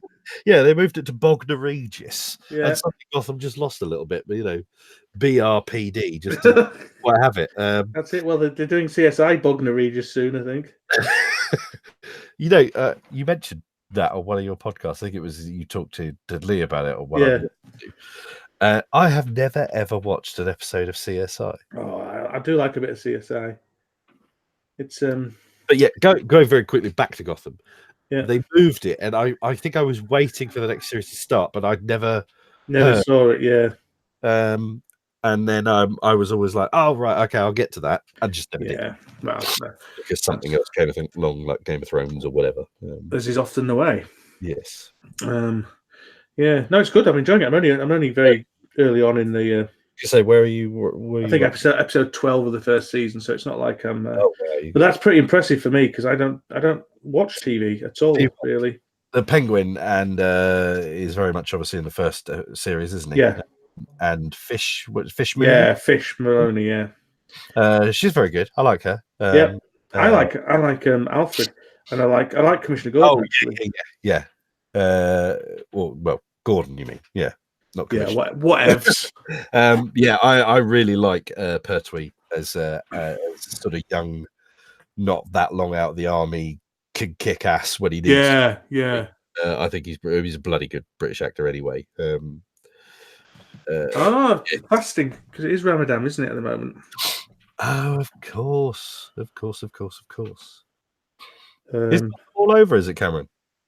Sorry, he said Gotham has ended. Yeah, it has. Yeah. I think the last episode, Bruce donned the suit, as far as I'm aware. Did he? I knew one of my friends who did keep up with it said that they did go that way. You know, Bruce did start to not be just a child and became the Batman. Yeah, that's as far as I'm aware, anyway. I mean, that's not exactly a spoiler, is it? Seeing as though we kind of knew that was going to happen ultimately. But they did that in Smallville, didn't they? I haven't seen Titans Cthulhu, unfortunately. No. My son has, which is probably not appropriate because he keeps telling me how dark and gritty it is. How old's it?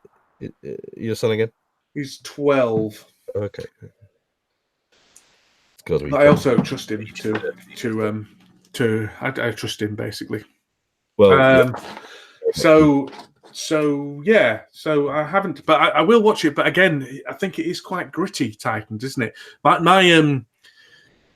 wish I like I would like the Titans to be a bit less gritty. Is this the show that had the trailer where Robin says "F Batman" or whatever it is? I imagine so. Yeah. Okay. I imagine so. Which would be in keeping with his which would be in keeping, to be fair. I think somebody needs to, really explain the Titans to me, because I have seen obviously that there's this, and there was the whole Teen Titans show, which looked quite good. Titans Go. Oh, that's excellent. Yeah, which I've watched and is very funny. It is very funny. The movie's hilarious. I do not understand what the hell's going on. I don't really understand who the Titans are, why there's. Well, they're just superheroes, really. I mean, Nightwing is Dick Grayson, who was the original Robin. Okay. Yeah. So, and then there's just a bunch of other heroes, random heroes. Cyborg was one of them, although DC have decided that he's now going to be in the Justice League. So he was never in the Justice League then? Not originally, no. So they needed an Iron Man, didn't they? Of course. What? But they needed an Iron Man. No, I think it's probably they needed. Or you about to say a black guy? You about to say they needed a black guy? Yeah, well, I think that's probably what they did need. Yeah. Well, maybe he's ticking both boxes. I don't think they needed an Iron Man. I don't think he's Iron Man. I think surely they wanted some way to replicate the massive popularity that. Yeah, but Iron Man's not popular because he's got metal on him, is he? He's popular because he's suave and got charisma. So I don't get the impression that. No, I don't think that's the case with the kids. They don't get that Tony Stark's got charisma. They get the fact that he's a dude in a suit that can do all sorts of cool stuff. Maybe. Basically, what Cyborg does as well, isn't it? Maybe you're right. I don't know. But I think it's more. I think it's a bit of tokenism going on, to be honest, which I don't disapprove of. I think representation is. Well, I do disapprove of tokenism, but I think representation is important. But I mean, there's a lot of the positivity that came out of the Black Panther really got me thinking about how important it is that various groups. I'm not a big one for identity politics, but that various groups got. I am going have someone to identify with. To your opinion, and what? Quiet on mine. Yeah, Cameron. By the way, Marvel by a country mile. I am a Marvel guy, a DC guy. I always used to be a DC guy, and I have much more knowledge of DC than I do Marvel. However, I haven't consumed any DC comics since the 90s and have consumed a lot of Marvel ones since because of Marvel Unlimited. And because the movies are so much better in Marvel, I'm switching. I'm switching over. Yeah, DC aren't doing anything to help themselves, are they? Really? No, they're pretty shocking. I mean, half the problem is they've sold the licenses to everyone left, right, and center. So whereas Marvel only sold their kind of Fantastic Four and Spider-Man and the X-Men, DC have got all sorts of people with all sorts of crap to make it. DC animated products are usually absolutely superb. They just can't do live action. For me, when I was a kid, and once I knew that there was Marvel and DC, got that aspect of it, I never liked Superman. I didn't mind the movies, like the Christopher Reeves. I quite liked them. But then I started to I hated the fact that he could just do everything. It was just too much. He had a flaw, obviously, in Kryptonite, but it was just such a pathetic, stupid. Yeah. Just. Well, he got mission creep, didn't he? He got what do they call it when power creep? That's the problem with Superman. Um, Yeah. so he obviously being one of the main ones. Then I liked like the look more of like Hulk and Spider-Man and stuff like that. And then I was a big fan of the X-Men cartoon and the Amazing Spider-Man cartoon. And the only other thing that really kept me DC, like I said earlier, was that Batman cartoon, and also the Batman movies. I loved Batman and Batman Returns, and actually I quite liked Batman Forever. I hated Batman and Robin because everybody did, and it's atrocious. Yeah, I don't mind it. It's all right. I mean, by that, I think as soon as Batman, I think after the second Batman Returns, it just kind of fell off anyway. I don't think the Val Kilmer one was any great shakes. I liked the Batman Forever because I thought I've always been a big fan of Jim Carrey and pretty much everything he's ever done, from funny to serious. I thought he was great as Riddler and Edward Nygma. I thought he was very fitting. I'm trying to think. And Tommy Lee Jones did a pretty good job as Two-Face. I'm sure like diehard fans are probably screaming, like, God, you don't know what you're talking about. Shut up. Well, I think there's been the thing about Batman. I was saying to sadly, I was saying to Evan the other day. The thing about Batman, which is relatively unique amongst superheroes, is there are so many different interpretations of him, and his villains and stuff that you don't really have a definitive Batman. I mean, a lot of people these days would say Christian Bale and all that kind of stuff, but I don't think he was a very good Batman. I think the films were well made. I think Batman Begins was the best one. I don't like Dark Knight. Well, I don't mind Dark Knight, but I'd much prefer Batman Begins. Which is obviously not the mainstream opinion. But I think Christian Bale himself was crap. He had this stupid voice. I would say he was a very good Bruce Wayne. Batman. Yeah, but he wasn't as good a Bruce Wayne as Michael Keaton was a good Bruce Wayne. Michael Keaton was the best Bruce Wayne in my view. You reckon? Well, then I would say surely he's the best Batman then, because I would say he's one of the better Batman as well. I would also argue that he was one of the best Batmans as well. Yeah, cinematically certainly. Yeah. I mean, the films were better. The films. I mean, I'm not a massive fan of Tim Burton's style either, so I probably enjoyed the Batman Begins. As I say, it's probably my favorite Batman film. But now, I'm presuming you don't really want to talk about the Joker because you don't like the whole Arkham Asylum. I don't mind. No, I don't mind. I don't mind that. I don't. Yeah, it's odd, isn't it? It's I don't know. It's nuanced and hypocritical, is my views on things like that. Was Joker always part of the whole Arkham Asylum thing, or is that because that's not something I ever particularly remember being as prominent? No, I think I reckon Arkham Asylum as being amazing. I mean, Arkham Asylum will have been around for a long, long period of time, but as a storyline, as a kind of setting, I don't think appeared till the 90s, I guess. Right. That's just my guess. But no, I mean Joker is a homicidal maniac, and that's fine. I don't mind that. It's the things I object to are the everyone who's mentally ill is a baddie, and these. Yeah, I don't know. I don't want to get into it in a moment. What it is, it's this point you've raised on a few occasions on various social media and stuff, and I just never really thought about it. Well, I suppose that's my point. I'm not saying people can't do it. I just would like people to think about it and to think that this is an inaccurate portrayal of what's going on. Yeah, it's one of those things. It made me think about it. I don't begrudge it. Yeah, but it made me think. Oh, you know what? No, you're right. You're absolutely right. That part of the population, the severely enduring mentally ill. Yes, are no one's bothered. No, they're essentially being derogatory. In derogatory is probably the wrong word, but no. But I know what you mean. It's a weird one, really. Yeah, it's a forgotten minority because it doesn't have its own voice. I mean, there are people who do stand up for patient rights, and you know they call them user rights or whatever. You know, there are people, and there are people I don't particularly agree with on many of those things as well, because they're often quite anti-psychiatry. Oh, really?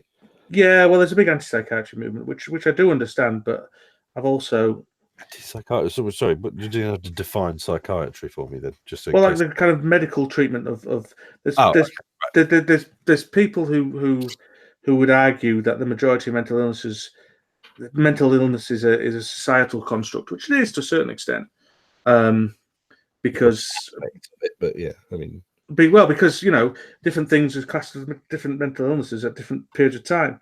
If you're homosexual in the 40s, then it was a mental illness. It's certainly not now.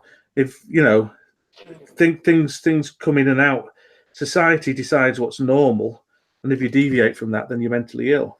well, that's the thing. I mean, there are still societies on the face of the earth that still think like that. Exactly, yeah.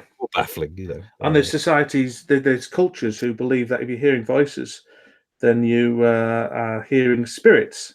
Yeah. For example, we come across that a lot, and they will get exorcists in and stuff like that, which is fine, and we just work alongside those people. But you know, we say, well, you try that, we'll try this, and we'll meet somewhere in the middle, which is absolutely fine. So mental illness is a societal construct, but also, and so they would argue that people should be left to believe what they believe. No, well, they wouldn't. I mean, that's a very simplistic way of putting it. I don't feel comfortable speaking for the anti-psychiatry movement. But I also think that's fine as long as it isn't too disruptive to their existence and it's not too distressing to them. That's my issue. But we do often leave people with their beliefs if they you know they're very difficult to treat or whatever, and they're not causing any distress, and the person doesn't want to take any medication, then we won't force it on them. Well, I suppose they still have rights, don't they? Well, yeah, exactly. We can take those rights away from some people sometimes, which is a very complicated legal process and very well regulated, as it should be. Yes, yeah. Like I say, you wouldn't do it lightly. No, we always do the least restrictive option. That's the buzzword. Least restrictive. The Predator. Many scientists believe that autism is the next evolutionary step for mankind. Anybody don't.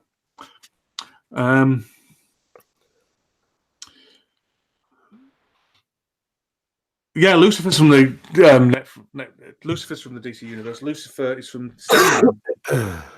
That's where that all comes from Neil Gaiman,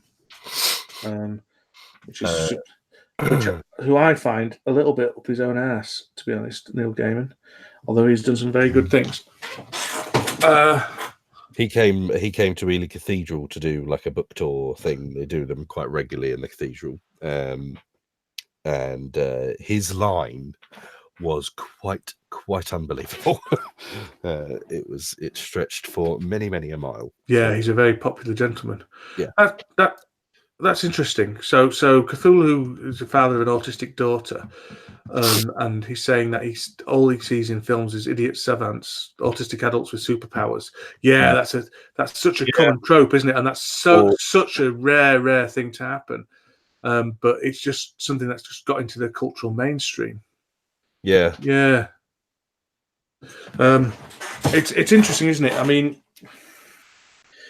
I think autism is certainly becoming more of a more understood. I think. Yeah, certainly more talked about. I've talked about once before about a colleague.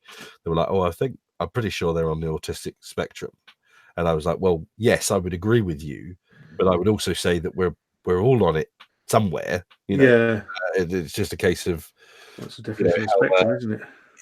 Yeah, but I think we're all on it to a point, to at least some degree.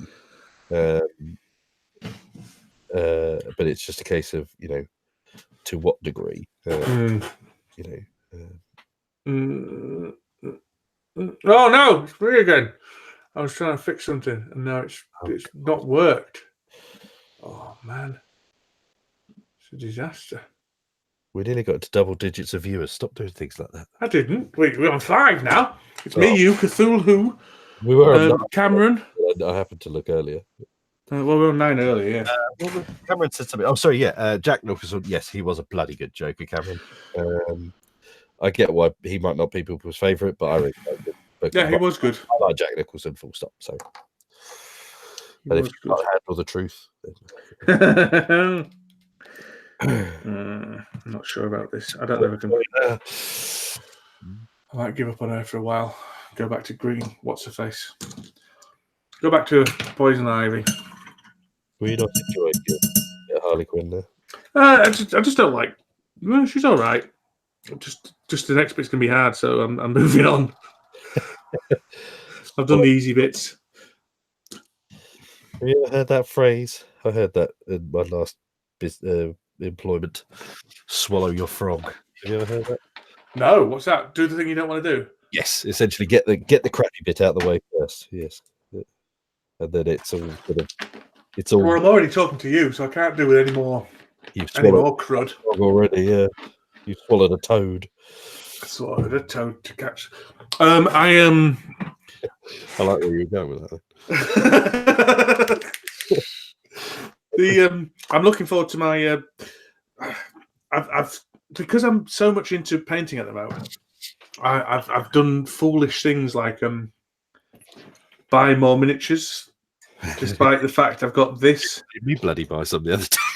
Yeah, I was trying to convince you to buy some, and inadvertently you didn't buy the rule book to buy the minis that we were discussing, and you ended up buying miniatures, which made me then buy set. Yeah, wow. It was a very weird day. That's not that. Yeah, I do tend to do that to people. To be fair, I'm not. To be fair, I'm very glad you did. I would have been quite gutted if you hadn't pointed that out to me. But you kind of didn't point it out to me. You just mentioned that you hadn't gone with what we were discussing. You know. Yeah, so that was Tail Feathers, which is a Plaid Hat Games. Plaid Hat seems to be dying a death, don't they? They've just recently announced the. They could have ever done, wasn't it? What? Sorry. The merger, or not merger, but by Biggs letting themselves be bought out. They've been crap ever since. They have, although I suppose. And I'm a big fan of Plaid Hat. I think Jerry Hawthorne is an awesome person. Who's he? Jerry Hawthorne designed Mice and Mystics. And oh, right, okay. Yeah. I didn't like that at all. Well, I disagree. But that's fine. You can be wrong if you want. It wasn't for you, clearly, Dan. Well, that's the point. It was for me, wasn't it? It was for me to feel all smug about playing board games with my daughter, and ultimately my daughter wants to play much simpler games than Mice and Mystics. Yeah, I'll grant you that. It wasn't as simple as it pretended it was.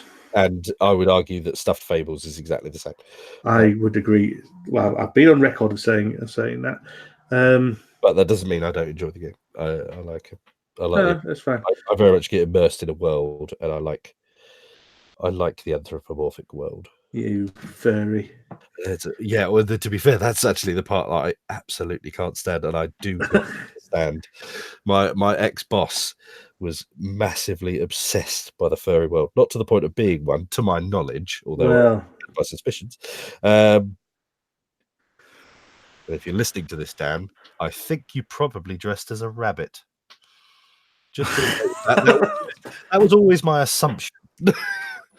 Yeah, I could see you as a big 6'2" furry rabbit. Is that me or the other Dan? Another Dan. Yeah, that was my previous boss. He was obsessed by a sort of weird obsession with furries. It's odd. It's an odd subculture. But with as a badger. Yeah. I believe he'd make a very good furry badger. I'd probably gravitate towards badger. I like the grumpiness of a badger. Thinking of Badger from Wind of the Willows. As we were discussing, we both have a fond recollection of Wind. I've been to Cosgrove Hall. Have I told you this? Sorry, Cosgrove Hall is Cosgrove Hall. It used to be, and I think it still is an animation studio, but the biggest animation studio in the UK. And my father had a friend who worked there. I don't know what she did, but she took us for a tour. But it was it was like an after hours tour, just when everyone had gone home, and they had they did Duckula, So there was a guy there working late, working on Duck Killer. So he showed us the cells that he was working on. It's amazing. It was amazing. They did Wind in the Willows, and the whole of the sets of Wind in the Willows. So the one ones I remember most vividly was the mole's house. Was all just set up with cameras around it, and the model's actually in there where they left them for the night. The stop motion, stop motion one, which was absolutely incredible. They didn't do Inspector Gadget. No, Inspector Gadget was a French animation studio, I think, but they definitely did Danger Mouse. So they wasn't doing Danger Mouse at that point in time. I got to hold Charlton from Charlton and the Wheelies. Do you remember Charlton and the Wheelies? You probably won't. You're a bit too young. Google that. So I think I'm going to know it when I see it. Yeah. So they did Truckers. They did most of the stop motion animation in the UK that Aardman didn't do, basically. Aardman did Morph. I do. I didn't watch it, but I do remember. Yeah. So it was one of the most. Do you know? I think I've inadvertently. I don't know if you can see that. I've inadvertently stumbled upon the absolute perfect hair color for her. Oh yes. You nailed it. Yeah. Yeah. Yeah. I'm happy with that. Is that like to the point that you finished her hair? It was hard to tell. No, I haven't washed it, but I don't think I will. To be honest, I might just highlight it a little bit because I might just go with a couple of little orange, just very gentle dark orange colour. Yeah. There's a bit of white in there. Yeah, so that was amazing. So that was one of the formative things in my life. Someone asked me a question about transferring money. Yeah, you transfer me money. I am a Nigerian. No, Cameron asked me about transferring the paint into dropper bottles. I haven't done it yet because I haven't got the bottles yet. But these are basically the dropper bottles, the type of dropper bottles I'll be getting. I've ordered 50 of them online. I've got this stuff which is a flow aid, so I'm going to use that to make the Citadel paint slightly more liquid so it'll pour in better, and then just hope for the best, really. A friend of mine's just done a little bit of it because we were talking about it when he said it worked really well. So I don't like these pots. They're really hard to and I do remember Cities of Gold. Yes, it was certainly excellent. That's another French production. Was Magic Torch, I remember that. Was Dutch Yoda. He's a regular in all the chats as well. He's Dutch Yoda. Good old Yoda. Good old DY. That's what they call him on all the chats and stuff. Mysterious Cities of Gold. I might have to Google that as well. Oh, you are kidding me. You're just too young. That's your problem. Dutch Yoda, you are Dutch. Did you have Mysterious Cities of Gold? Super Ted, Jamie the Magic Torch, that's right. Charlton the Wheelies. Yeah. Super Ted. Yeah, Super Ted. I don't think Super Ted was it must have been if you say it was. It was British, but I didn't know it was Cosgrove Hall. I don't know if they're even going anymore, Cosgrove Hall. It was in Manchester. It must have been near me anyway. I'm guessing it was Manchester because... my God. What? I have been trying to remember... Cities of Gold. And this is one of those shows that's kind of been in my mind ever since I was a child. And it's seminal. Seminal. Well, bloody hell.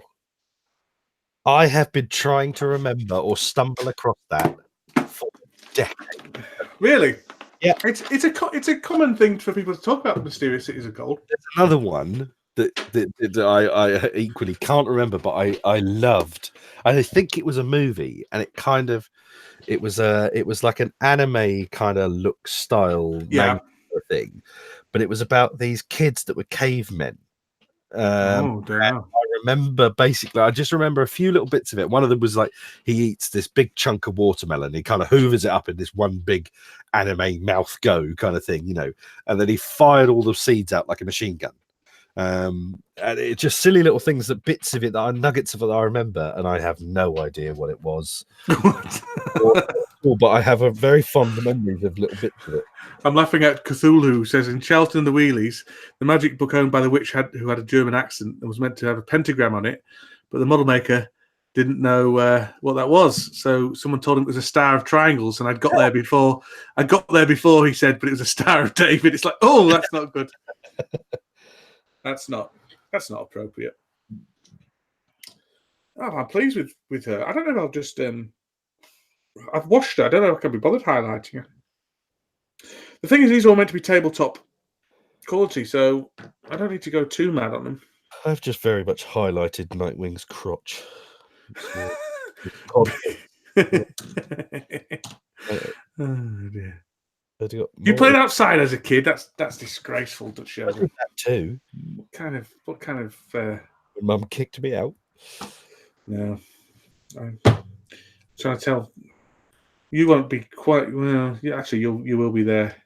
What, Luke? How old's your oldest? Is he 5? Yeah, Elliot's 5. Yeah. Yeah. So the outrage when they can't pause TV. In fact, we don't even have terrestrial TV anymore. So my kids don't even get outraged when they can't pause TV because we don't. Elliot will probably only ever know a world of streaming now. I suppose. Yeah. Well, to be fair, he does watch. He watches CBBC and stuff. He's just gone from sort of CBBS to CBBC. He's at that point CBBC. He will watch CBBS for his sister's sake, but he doesn't care about it. Just done Nightwing's crotch, and now I'm going to move on to his rather pert buttocks. Whose copy of Batman am I painting? I thought I painted yours. No, but the Batman, there's a lot of miniatures in Batman. There's about 100 and... How many would you say, Luke? 100 and bloody lot. 100 and bloody lot. And that's just a base one. That's what me and Luke have both got. We got the verses as well, but we've got the base. Yeah. No, there's a lot of minis there. So I have painted... What I'm doing is painting it scenario by scenario. So... which I think is a grand idea, and I am going to do the same. Yeah, you're just gonna get all the So I'm just painting enough heroes to do each scenario as it goes along, and then just kind of slowly building up. So I've painted most of the thugs now. I've painted a few villains. I've painted my favorite heroes, but like I've got some more like this one. That's, as I said before, spoiler. Got spoiler to do. Got Black Canary to do. I don't know what we're going to do with the tights. I don't think I'm going to bother trying to do fishnet tights. I don't even like the fishnet tights. Harvey Bullock. There we go. Here's Harvey. Great. I think he's a lovely model. That. Yeah, he's a good model. Got a lot of character in that model. I love Harvey Bullock as a character as well. Oh, you went all in on Batman. Okay, so no, I'm just doing scenario by scenario. So I think I'm up to the Poison Ivy and Harley Quinn scenario where they're against the birds of prey. So I've got some of these like this. That's the Poison Ivy's plants. I've got them done, and Harley Quinn's gang, they're done. I'm enjoying painting them.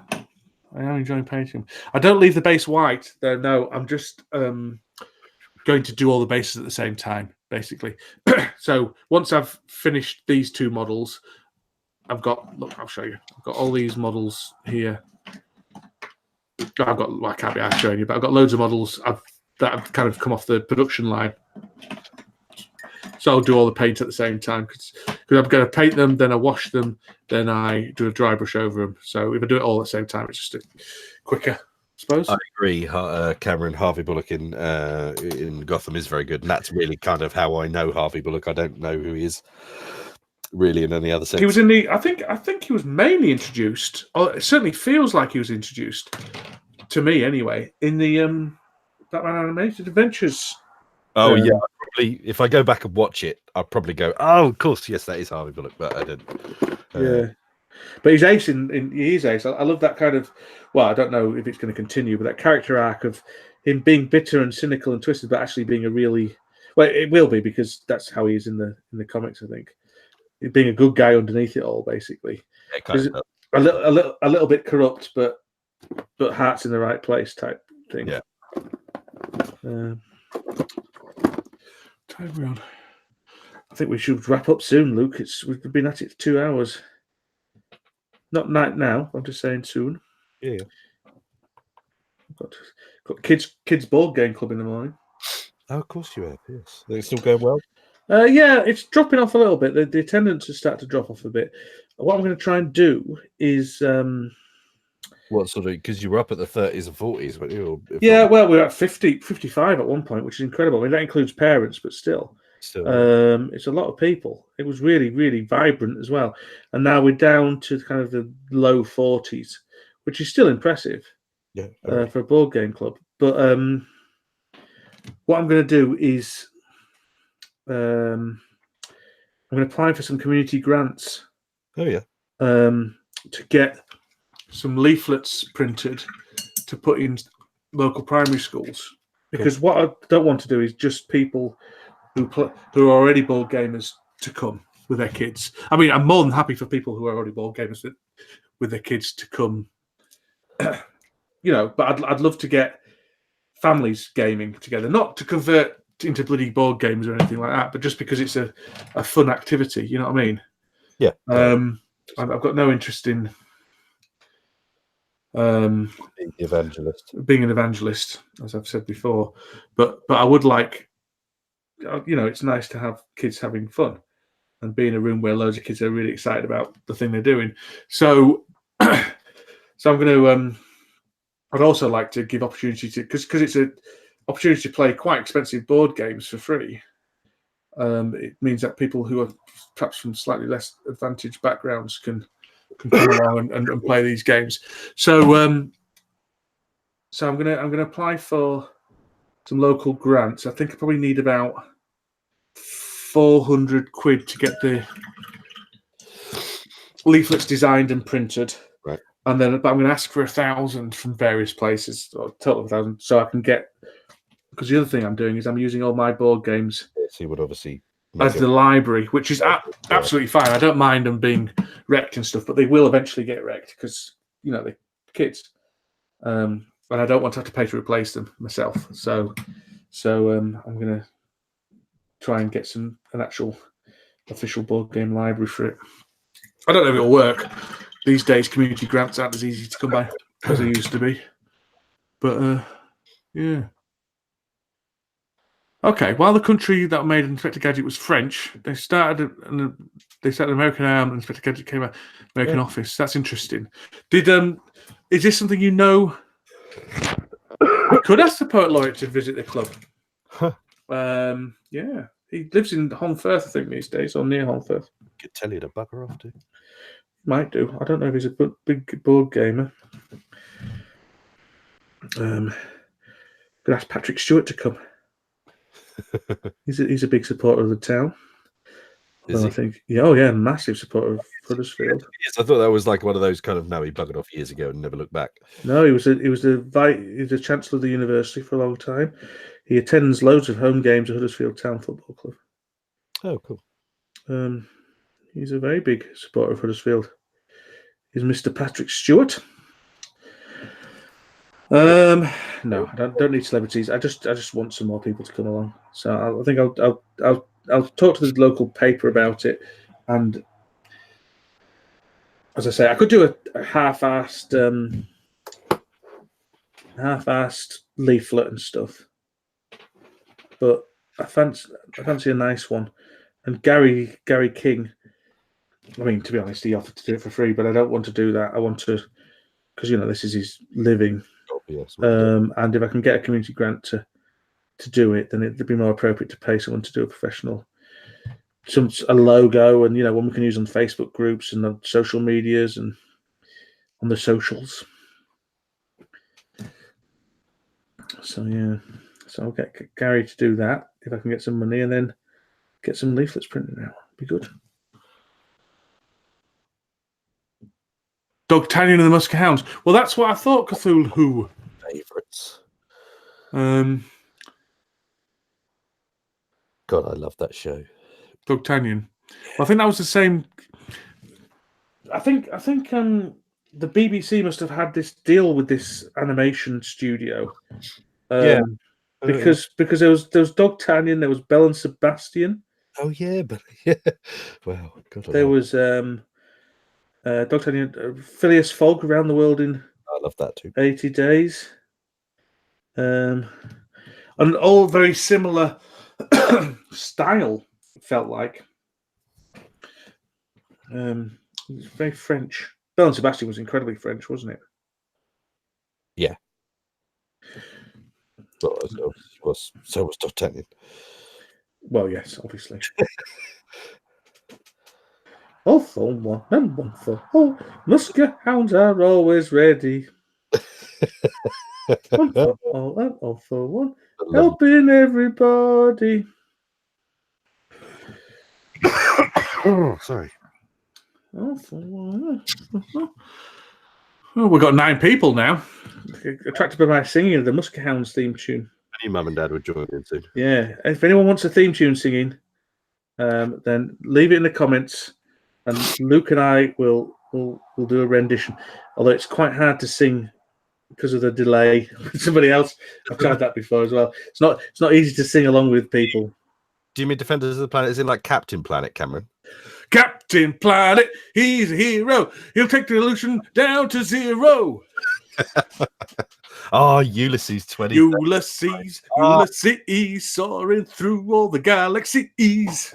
I love that show so much. Yeah, that was in the French one, wasn't it? It helped me with my love of Greek myths as well. I was going to say, help you what, get you through adolescence? What? Yeah, helped me. Got you through puberty? What? That's usually what this. That's usually what they say about the Avengers with Emma Peel.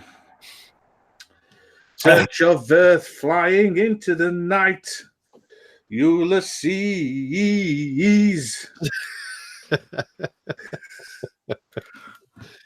Yeah, Captain Planet was a team thing. They would then. No, you're thinking of Defenders of the Earth. Defenders of the Earth. Defenders. And that was Flash, not Flash Gordon. It was the Phantom. No, Phantom, yeah. Mandrake the Magician. Yeah. Unless you're talking about Battle of the Planets, that's a different one. That was G-Force, but I can't remember the theme tune for that one, unfortunately. We were laughing the other day about Centurions. Remember them? Centurions, Power Extreme. Yes, you do then. And one of the shows that was one of my favourite shows was about, and I could never remember the bloody name, but it was about these weird kind of vehicles. And it had this there were all these weird kind of truck vehicles with like mechanical arms, but then the baddies were like truck vehicles, but they had like kind of bio plants. Jason the Wheeled Warriors, that's what you're talking about. One of my, I loved that show so much when I was a kid, but I can never, ever, ever remember the name when I want to call back on it. Jason the Wheeled Warriors. I thought for a moment you were talking about Mask, Crusaders working overtime, fighting crime. I didn't realise till I watched the Netflix shows. Have you watched any of the Toys That Made Us series? Yeah. I didn't realise how many of these shows just existed purely because of the toy line. Oh, exactly, yeah. Toy line that went to go with the show. They created a show to promote the toy line. I just never knew that this was the case, you know.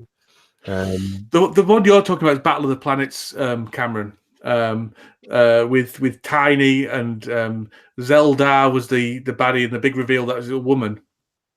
I don't know. G-Force, I think it might have been called in the UK. I hated the banana splits. No. Waiting for the banana splits to end so the big breakfast could start, so I could look at Denise Van Outen and. Zig and Zag were funny though, weren't they? Zig were bloody hilarious. Yeah. There's a dog on children's BBC now called Hacker the Dog. Are you aware of Hacker the Dog? I don't come across it. It's on CBBC. It's one of the continuity. Come back, go, wow, you're still going. Who's that? Mike's just popped back. Yeah, we're still going, baby. We're doing requests where I sing children's TV shows. So feel free to request one. The size of an elephant. I don't remember. Size of an elephant? I don't remember Zark 7. What's Zark 7? How old are you, Cthulhu? Are you one of these weird 50-year-olds who's trying to infect us with your 70s television programs instead of 80s TV programs where we all know righteousness? Where TV went to be created and born. Yeah. Arabian Nights. Don't remember that either. I don't remember Arabian Nights. I saw Arabian Nights, just thought of the board game. Yeah. Zark 7. Right, that's it. Yeah, I'm going to have to Google Well, where's my phone? I don't want to lose that page with Mysteries of Cities of Gold because I'm going to go. Zark 7. Oh, God, I don't even recognise it. Oh, it was part of the Battle of the Planets. Yeah. Right. Yeah, I remember the birdie flying people with Battle of the Planets. So it was just part of Battle of the Planets. Is that what you're saying? Force 48 with no Zark was the robot in Battle of the Planets. Right, okay, yeah. Oh, yes. The Right. R2-D2 ripoff. Yeah. Yeah. Land of the Lost. Land of the Lost. No, these are all weird ones. I don't know that. No, you Show don't. there, I reckon, Mike. You just don't. You just don't. Well, the problem is Mike's a very old man. Very old man. Yeah, you could see. Who got 8 watching now. It's going down again, Luke. Tells you to stop singing. No, it's Mike turned up. Then everybody went, "Oh, bugger this! I'm getting out of here." Yeah. How are you, Mike? Anyway, are you well? How's the world treating you? Oh, got 10 new notifications apparently. Who's bloody texting me? Oh, Chadwick. What do you guys think of the recent Star Wars cartoons? Fantastic. Amazing, yeah. Absolutely amazing. I mean, some of the best Star Wars stuff that's come out in the last decade. Clone Wars was superb. I quite like Rebels as well. I like both of them. I thought they were both brilliant. Yeah, I haven't seen all of Rebels yet. Just keep getting better. Absolutely fantastic. Yeah.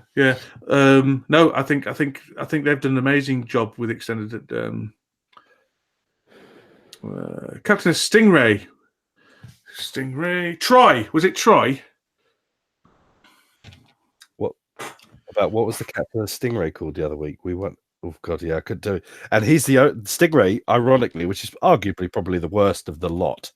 Thunderbirds and Captain Scarlet and all that was actually the only one I liked. I hated Thunderbirds. Oh my good god, he's joined in. Hey, look at that!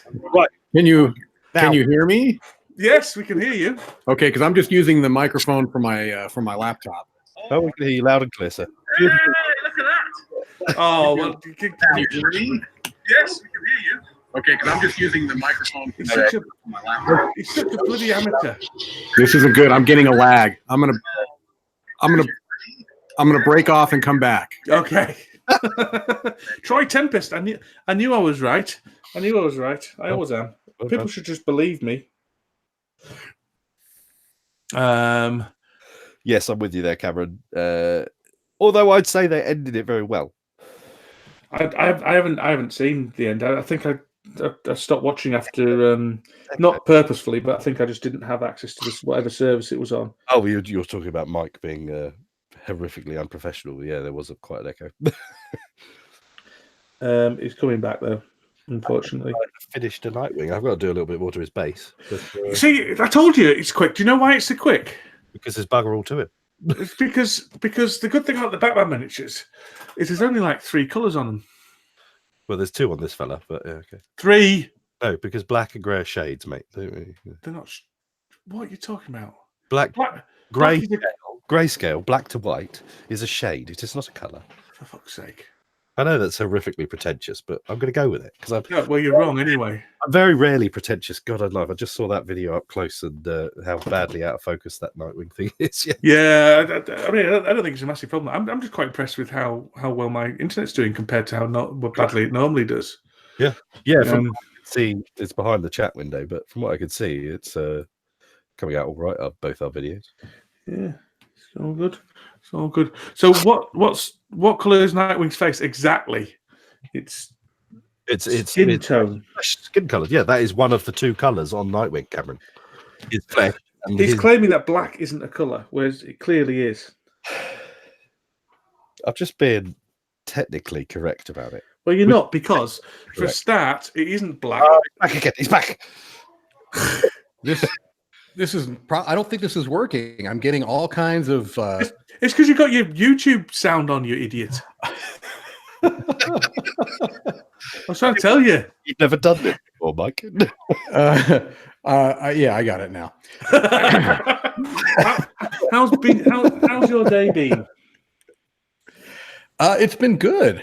We being myself and my sons went to lunch with my mom and dad, and we kind of did a big 3-pronged celebration type deal where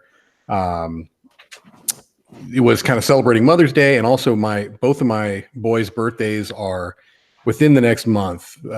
So it was kind of like a, little birthday / Mother's Day celebration. So yeah, it was nice. American Mother's Day today. Yeah. No, it's tomorrow, right? Oh, okay, right. Yeah. Oh, it's also amusing for us Brits with Mother's Day, because whenever Americans start talking about Mother's Day, there's always a feeling of panic. Yeah, you suddenly think until we realise that it's not Mother's Day. You're just lying to us. Right. Yeah. Of course. Because we have ours a different time for some reason. Yeah, I wonder why that is. It seems like that should be something that's consistent, don't you think? I would have thought so. I don't know. I don't know what the origins of Mother's Day is. It's probably, I reckon it's Hallmark's clever trick, because Hallmark know we do exactly that same thing, and in England we all suddenly go, "Oh crap, it's Mother's Day." We go out and buy a load of Mother's Day cards. We find out it's not Mother's Day. We then lose said card and think we'll save it for when it is Mother's Day, and then we have to go buy another one. So they actually get two out of us. That's what it is. It's the Hallmark holidays. You add that along with Valentine's Day and Nurses' Day tomorrow. Is it really? It's apparently so. Well, it was Teacher Appreciation Week this last week. Week? How Yeah. did you get a week? Well, it's based on the importance of the job, and there were a lot of buy one get one deals. You can go to get a buy one get one free burrito at a number of locations. So. Cthulhu knows everything. I just like to point out, I was going to jokingly say, well, that's Cthulhu because he knows everything. And yet here comes Cthulhu and tells us why. Yeah. We merged it with Mothering Sunday. Where you go back to your mother church. Like any fool know. I'm doing a new thing with washers these days, Luke. I'm thinning down a lot of my washers. Yeah. I do for certain. Oh, you bloody would, wouldn't you? I think here's me thinking I've invented a new bloody technique. Right, so just get off your high horse for a second. Yeah. So you know what I'm doing, obviously, with the whole washes and using them as essentially the one paint. Yeah. That I won't thin it, but if I use it as I would normally use a wash, I will give it a little bit of a thin. What do you thin it with? Just a bit of water. I have now got some medium, but it's fundamentally pointless in that sense. It doesn't need, you could use Flow Aid, and that's fine, and that's great. But I have done. To be, I have used Flow Aid. You can't even see our face, can you, Mike? You're just no, I can't. I can't see your face, and I'm still trying to figure out, and I've never been afraid to show my ignorance. I'm still trying to figure out why now. I've muted, the YouTube, so I'm not getting all of that type of issue, but I'm getting this huge lag between what I'm seeing. Now, when we normally record, I'm seeing it all as it happens. And it's because you're looking at it on YouTube instead of the Google Hangouts. If you find the Google Hangout video. Hangout, YouTube. God, got it. Now I'm on the right one. Yeah. This has been a joy. Yeah. I mean, I'm an absolute and complete idiot.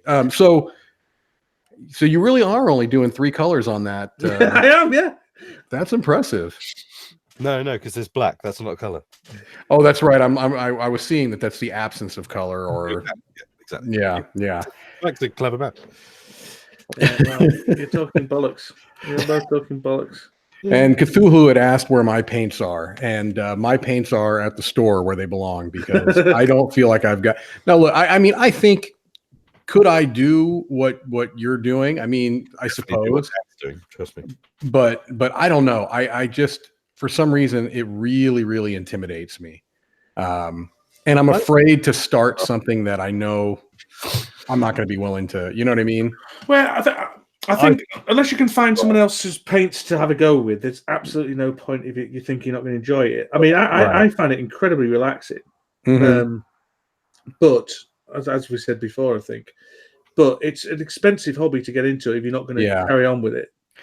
I bet Derek would let me go over there and mess around. I mean, I know people who are into Minnie's painting, so I probably should at least try it. I mean, yeah. It is an enjoyable. Look at that, Mike. Look at. I mean, it's lovely. How do you guys, right, Cameron? Sorry, we'll just have a quick paint question here, Cameron. You don't do eyes. That is also my tactic. I do not do eyes. Bother with them because you will end up with a space marine that looks like he's had a severe blow to the head at some point, or is fascinated by the bridge of his nose. One of the two. Unless it's like one color, like if it's like red eyes, then you can maybe. Fine. But even then, I'd be just use a wash on the face and let the wash sink into their eye holes. See, that's the first time me and Dan have ever agreed. So let's. That will go down on Wikipedia as an entry. Oh, let me ask this. I'm gonna kind of go to your other podcast, at least for a little while, Dan. Yeah. When we were on the way home from our little thing, we stopped at a comic book shop, and we're looking around at stuff. And my wife likes this, what I assume is a very obscure comic. And I wonder if you've ever read it or you're familiar with it. It's called Shadow Man. No, never heard of it. No, I'm not a big comic person. I think you had a whole podcast about it. I know, but I don't know anything about it. It's like board games. Oh, that's a good point. Oh. Yeah. Yeah. You've heard of it. Luke's heard of it. Luke's No, I haven't for sure. Hang on, let me just look it up because one of my friends is a very, very, very big comic guy, and that Shadow Man. It was something to do with voodoo, and I think it used to be on. It kind of looks a bit Punisher-y, yeah. Yeah. And he's been on different independent companies. It's dark and Black Panther crossed with Punisher. Yeah, kind of has that look. Punisher's mask on his chest was on his face, right? Basically, skull, you idiot. Yeah. Are you not thinking of Ghost Rider? Are you sure you're not thinking of Ghost Rider, Mike? No, I don't recognize him, Mike. Sorry, no, but he does look. Right. He looks pretty badass. Yeah, it looked pretty interesting. I haven't read any of it, but she likes it, so I got her. I guess they rebooted it in 2018, so I got her the first issue of that. Oh well, it'd be worth a fortune in a few weeks' time. That first issue of a comic, they never lose their value. Oh well, no, this was from. I think they're way past the first issue. They had it there, and it was face value. It's not like I paid more for it. It looks like, from what I could see of that very quick Google, it's been out a while, and it's had a few looking iterations, as it were. Sort of. Indeed, I've just finished Poison Ivy. I'm happy with that. It looks good. Yeah. Well, this isn't Poison Ivy. This is Harley Quinn for a start. Harley Quinn. Yeah. Do I ever base my minis? Do you mean like rebase them? Yes, I have done in the past. I'm not going to do with these guys. The ones I was most glad I rebased were my Mansions of Madness ones because I painted all those, and the bases of those are appalling. Have you seen the bases for the Mansions of Madness ones, Luke? Well, they're just big black things. Big black things. Yeah, just big black things that have the card thing in them, don't they? But you don't even need the card thing anymore, do you? No, you don't. So what I did with those is I bought some transparent Perspex discs and based them on those, and they looked so much better on the board because you could see the board underneath them, and it really, really worked well. My old house, I mentioned, I forget when I was on the podcast or the Sunday show, who we're both getting Star Wars Legion stuff because we're both big Star Wars fans. Sorry.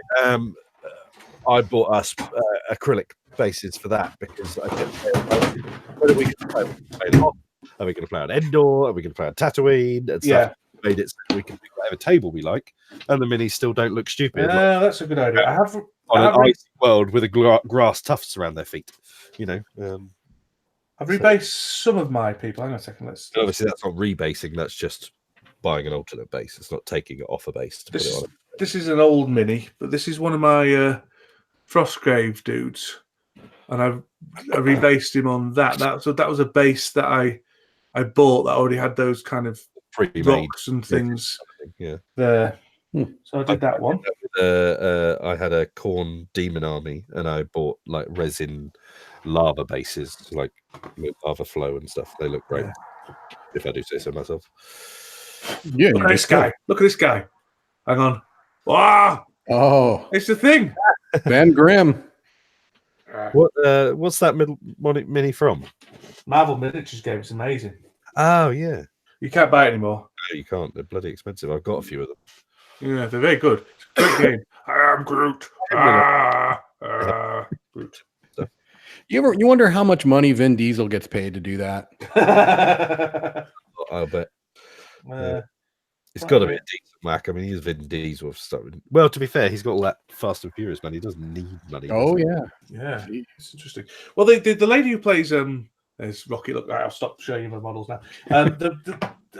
The lady who plays Gamora, I can't remember her name off the top of my head, but she's been in 3 of the highest grossing films of all time, hasn't she? She was the female in Avatar, wasn't she? she? She was in Avatar, and then she's been in both.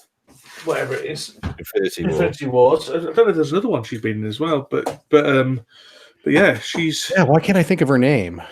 I couldn't tell you what her name was. I could pick it off a list probably, but I know I could. I just can't. I can't think of it off the top of my head. Well, she's in Star Trek. That's who she is. She is. She's Uhura. She's Uhura in Star Trek. She's one of those things. She turns up in loads of things. Like I always liked her in Terminal, where she was the woman with the stamp. And when Tom Hanks's character would go to see if he got the right paperwork or whatever, right? She was the green or the red stamp lady.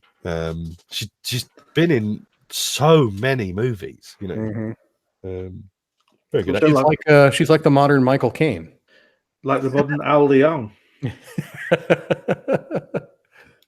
Yeah, there was a time period there where Michael Caine was in every movie. Yeah. Hello, I'm Michael Caine. He was once asked if he'd ever seen Jaws 4. 3? Was he in Jaws 4? No, Jaws 3D. No, he wasn't in Jaws 3D. No, he was in Jaws Revenge, which was Jaws 4, I think. Okay. 3. Anyway, he was asking if he saw it. He said no, but I've seen the house it bought. Which is a reasonable attitude to take, I think. Indeed. Look at all the big. Don't throw those bloody spears at me. Although he never actually says that. That is a fantastic film. Have you ever seen Zulu, Mike? I want to say I have. It's amazing. It's amazing. It's a bit slow to start. Yeah. But there's a point where it's about the. I mean, it's about what the movie is, Mike, or as to whether you've seen it. No, I'm trying. I mean, I'm trying to remember if I've seen it. I would imagine I know what it's about, but it's was it the Boer War? Yeah, the Boer War. I was going to say, yeah. No, it wasn't. Well, I don't know if it was about the Boer War. I think it's just about the Zulu. Or the Zulu. Because the Boer Wars was against the Afrikaans, wasn't it? Yeah, it was against the Dutch. That's right. It was yeah. Whereas I think it was just about the horrendous things we did to the Zulu nation. To be honest, right. Okay, it's a bit of a 300 story. Right. Well, wasn't there that game, that board game that I'm trying to remember the name of the game that kind of is that conflict? Victory Point Games did it. I think so. Oh yeah, Zulu's on the Rampart. Yeah, Zulu's on the Ramparts. Right. The person I'm disagreeing with is Cthulhu, who's claiming Jaws: The Revenge was Jaws 3D. Well, Jaws 3D had Dennis Quaid in it. Oh, that's right. And they were at like an aquarium almost. Whereas Jaws, I'm going to look it up now. Yeah, you're right. The Jaws was coming back to Amityville in that one, in the one with Michael Caine. No, right? he followed the bloody mother to Hawaii. Yeah, I was thinking. I'm sure I remember Michael Caine being around Hawaii. Jaws 4, The Revenge. Yeah. Okay. Yeah. Don't bloody bite me. That's what Michael Caine said. The final theatrical film to be directed by Sargent. There was an Englishman alive that could do a absolutely terrible Michael Caine impression. But don't throw.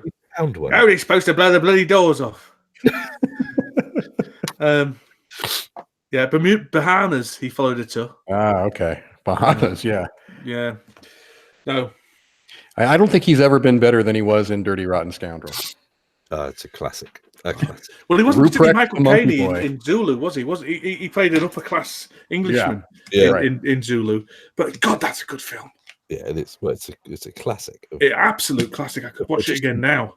When they sing Men of Harlech, or whatever it's called, all the Welsh people, it's like, despite the fact that it was a horrific period of British history, which most periods of British history are fairly horrific, to be honest. It's only been recently which we haven't got the power Well, even then, pretty horrific recently. But have you seen the first one, Zulu Dawn? Oh, it was a prequel. I don't think I have. All of this sounds very familiar to me. I don't think I've. And that's basically Zulu was about the Zulu nation absolutely wiped the floor with the British. Yeah.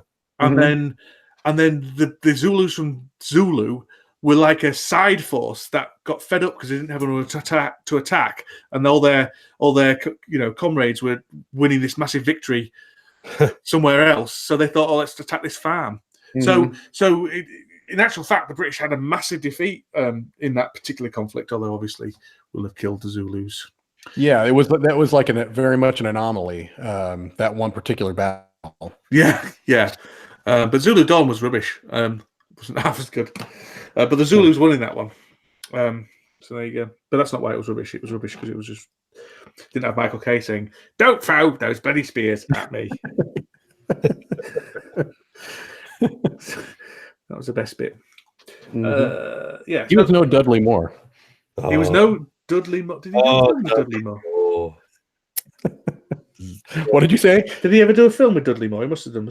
They almost had to, right? I mean, the law of averages would suggest. Yeah, I couldn't think what it would be, but I don't like to think I'm living in a world where that didn't happen.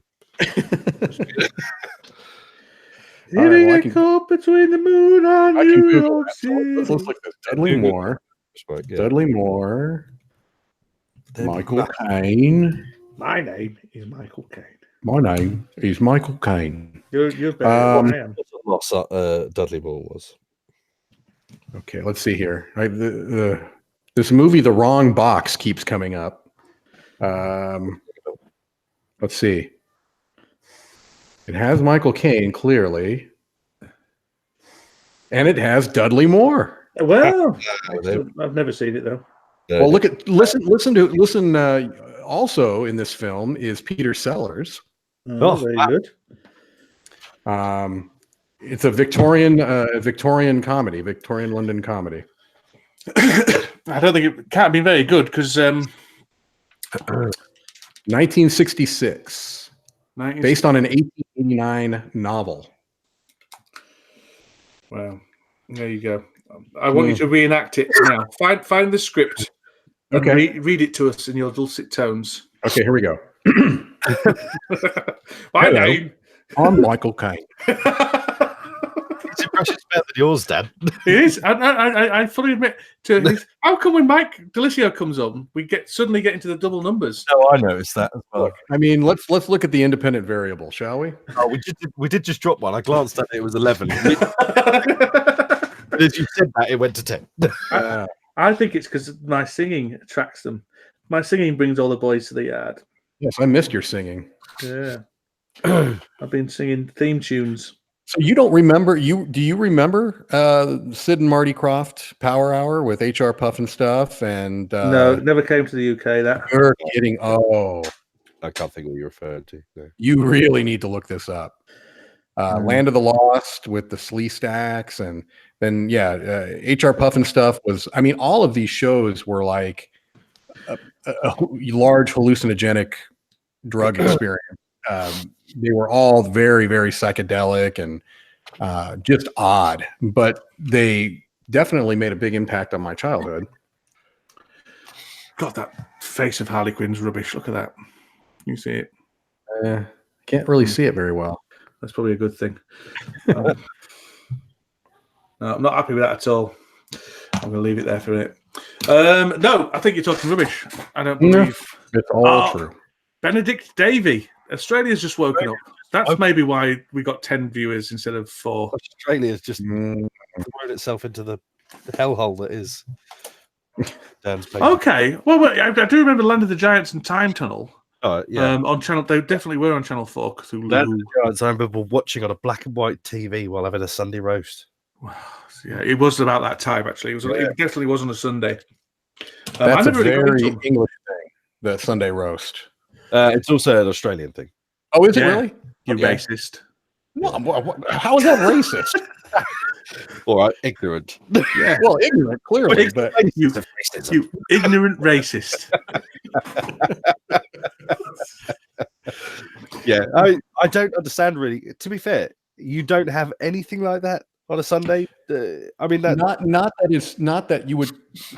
that it's so iconic that you can say it and everyone's going to know what you're referring to. It's not like people don't eat roasts here. It's not like you don't have, pot roasts or roast beefs or whatever, but Sunday dinners, I mean, I guess if you just refer to a Sunday dinner, people would know what you're referring to, but I don't think it's shorthand for 2 what or it 3 is. o'clock though. I mean, that's the thing about a Sunday lunch is it's lunchtime rather than I don't think that. I think that's not an American tradition. I mean, it's not so out of the realm of understanding that I don't get it, but it definitely is not part of our. Yes, Cthulhu, they do call us Le Rosbif. I have been actually called on many occasions by a Frenchman Le Rosbif. Le Rosbif? And a couple of times it was meant fully as derogatory as it was intended. Did you punch him in the face? I kicked his bollocks and ran off. Yeah, that's... Wait. Right in the bullocks. Bollock, two bollock.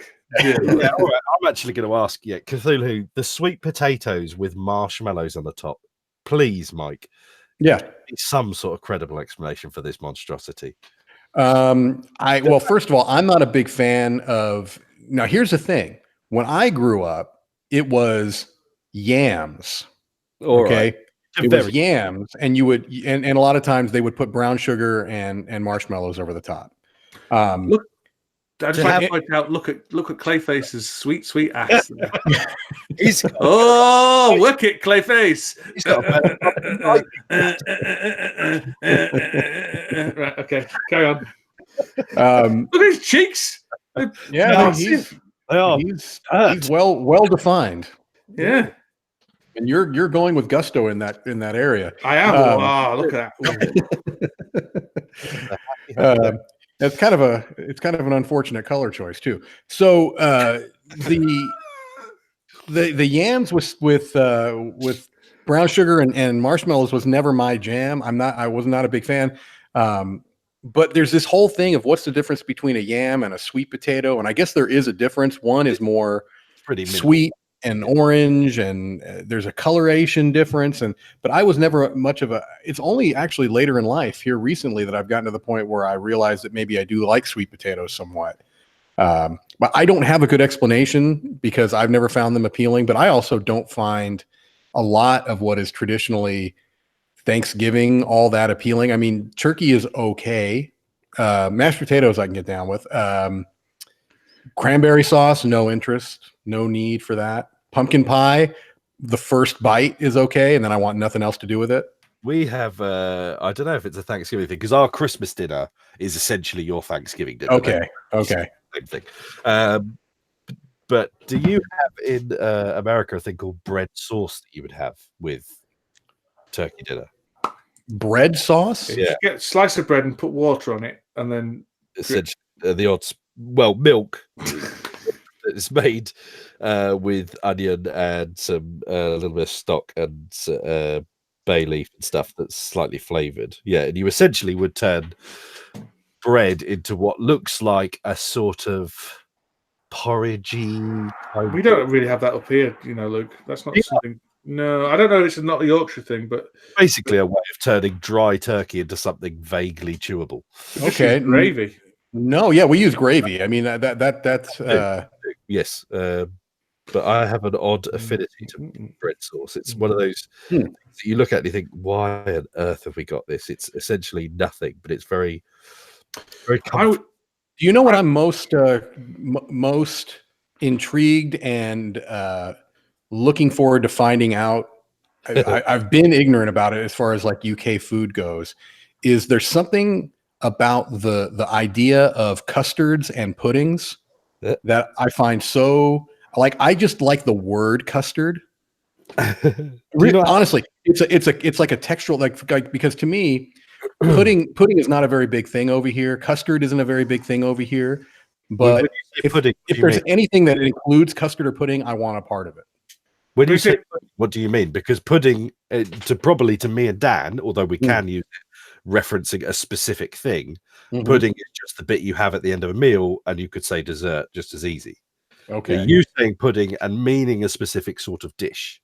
Yeah, well, here's that's the thing. That's where my ignorance comes in because, first of all, I'm trying to ascertain the difference. So to me, pudding is like you'll have like some vanilla pudding or banana pudding or whatever, and it's actually not a very popular dessert over here at all. I mean, you can sometimes find we just use pudding as the word dessert. Although I think what we will introduce you to, will be a kind of either bread and butter pudding or spotted dick or treacle. Oh, yeah, I didn't know it was that kind of party. Okay, or like a treacle sponge, or one of those hot school dinners puddings. I think Luke I know exactly what you're referring to. Yes. Yeah. So is that savory or is that sweet? No, all sweet. Yeah. Okay. Basically, pudding for us can mean a whole bunch of things. One, it can mean essentially dessert and just what you're going to have at the end of the meal. Okay. Pudding can then be certain types of dessert, i.e., jam roly-poly is a type of pudding because it's made generally a sponge that's made with a suet base. So therefore, also you can have savory puddings, which are like, they look essentially like a pie, but they have like a dome. Is that like a Yorkshire pudding or? No. Yorkshire pudding's very different. Yorkshire pudding's an anomaly. Yeah. We'll get you Yorkshire pudding when you're over here as well. A steamed pudding could be a savoury or okay, because you could have some. Oh god, there's no. You're treading into a minefield of baffled ignorance to understand the phrase pudding as an American. You'll never understand it. Okay. Well, that's encouraging because I felt particularly ignorant. Now I feel even more ignorant. But just there's something about it that's so intriguing to me because I don't know that we have a lot of analogies or analogous things over here. I mean, so what is? Do you eat custard like we would eat pudding? Is our pudding your custard? You generally have custard over something like over poured cream over something. We would So you'd have like a custard over a bread pudding. Yeah, exactly. Ah. The ironic thing is, what you refer to as pudding, for the most part, doesn't exist for us, and we certainly wouldn't call it pudding, unless we mousse having maybe. Yeah, it's a type of, yeah. Do you have tapioca over there? We don't really do. We do. I know. We used to do, but I don't think it's very popular anymore. It's not popular here either at all. No. Yeah. Rice pudding would have. Rice pudding, yeah. Now, do you? Yeah. See, there you go. That's pudding used in a completely different sense. There's no sweet involved in it. Blah blah blah blah blah. Okay. All right. Well, this is all very interesting. Cthulhu is dropping knowledge like a mofo over in the comments. I haven't been over there because I don't want to get myself all caught up. Yeah. So. It's the road between the slaughterhouse and the river. There you go. I think actually Cthulhu knows nothing, but he can Google like a demon.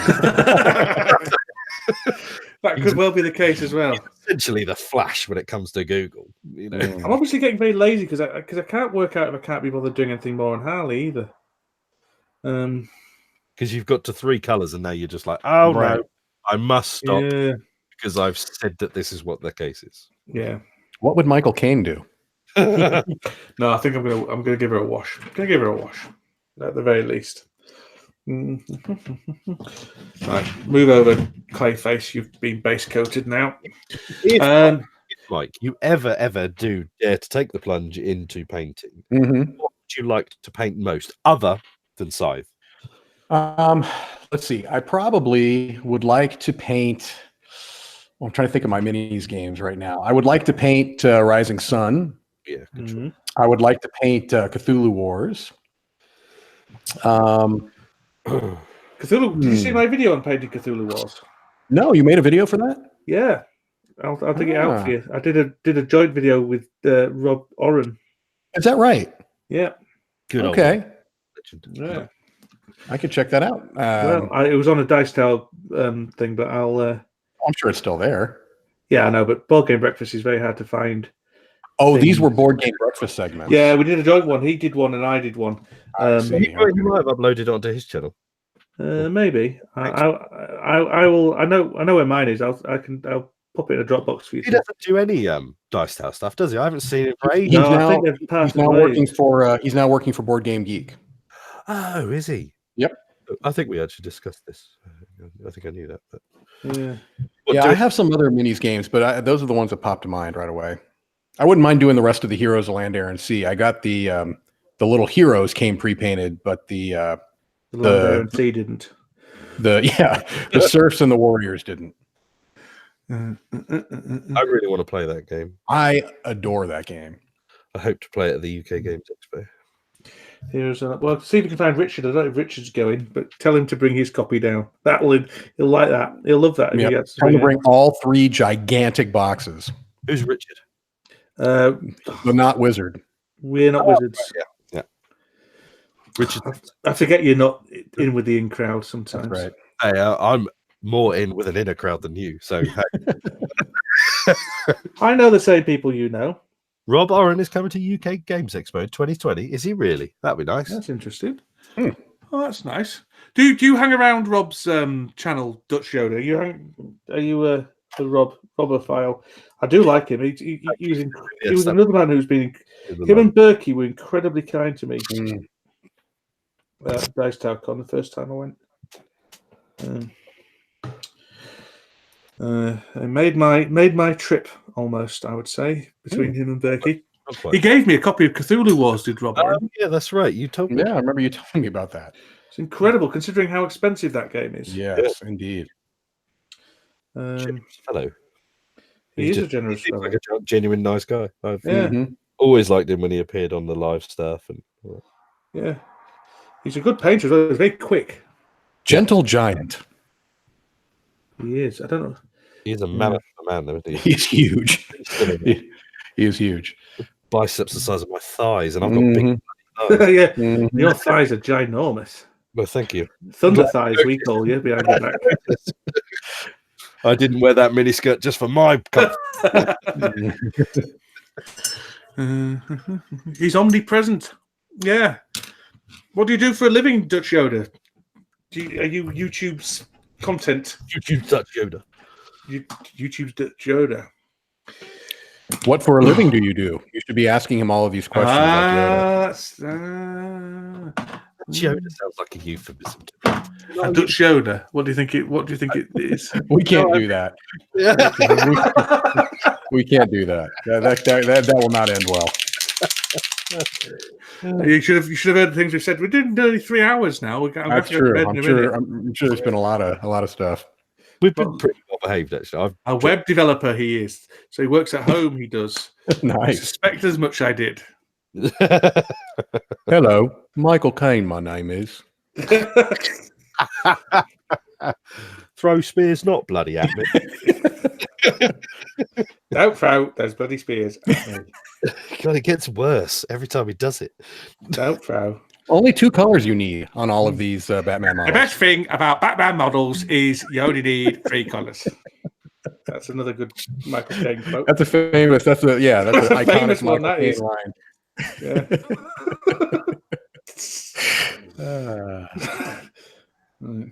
Are you doing anything good tomorrow then, Mike? What are you doing? Am I doing anything good tomorrow? No, it's a very low key weekend. We're going to be, doing our kind of Sunday tends to be our household chore type day. So we're going to do our grocery shopping. We're going to do the laundry and, no, nothing. It's, of course, Game of Thrones is happening in the evening. So we'll watch that. Is that the last one now then? No, it's penultimate one. No. Is there really? Oh, yeah. Yes, you're right. Yeah. Yep. So, yeah, we'll watch that. And we have other trash TV shows that my wife and I adore that tend to be on Sunday nights that we'll watch as well. So we unapologetically watch some just awful TV, and we find it terribly entertaining. Such as? Well, I bet these are shows that don't make it over there, but they're things like 90 Day Fiance and Married at First Sight. Oh, Married at First Sight. My wife loves that show. What? Luke, have you watched this show? I know exactly what it is, and yes, I have via osmosis seen a few. Yes, it is absolutely entertaining. I adore it. The fact that people do it is unbelievable. Mm-hmm. But it is. I must admit, of all the ones she watches, it's one of the ones I do find vaguely. I find myself looking over the iPad, whatever, quite often. You know? It is a splendid train wreck. I love every moment of it. Um, So yeah, nothing too exciting. Are you gentlemen doing anything of note?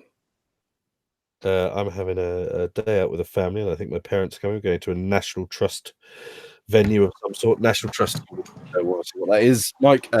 We have various places that are looked after by what's called the National Trust. Okay. It's a little bit like heritage places. And, Yeah, Okay. stately homes usually, aren't they? Ah, and they often have nice, big, sweeping grounds. like Downton Abbey. Yeah, very much so. Yes, Downton Abbey, were it real, would now be under the National Trust. Yeah. Trust place. Yes, it would have lots of old people and families walking around it. Right. But yeah, so I dropped a father. I royally did bad fathering today. Well, I obviously I work quite a lot and I work many hours, and I said to my wife, I was like, could we get some stuff done around the house? Could we, a bit like you said, chore day kind of thing. And I felt like we were living in an absolute tip, and I was ready to get some stuff done. This house is a tip. Yeah. I said to my mum and dad, I said, "Oh, would you mind cleaning our house for us? Going out with Elliot if you go to the National Trust place? We're all going to go together." And then I said, "Oh, would you mind taking Elliot and have a day out with him, and so me and Sarah could get some stuff done around the house?" And they were like, "Yeah, no problem." Well, then I explained that to my son, thinking he was going to be ecstatic that he was going to have a day out with Nanny and Granddad, get spoilt rotten.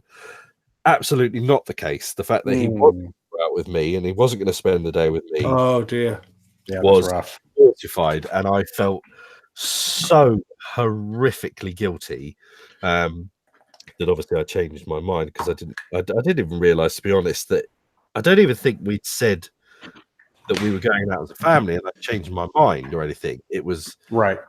He realized, he was like, "Oh, well, so I won't see you much tomorrow, Daddy," and I was just like, No, but well, you'll be back, and he just burst into tears. Bless him. How old is he? 5. Oh yeah. 28. Yeah,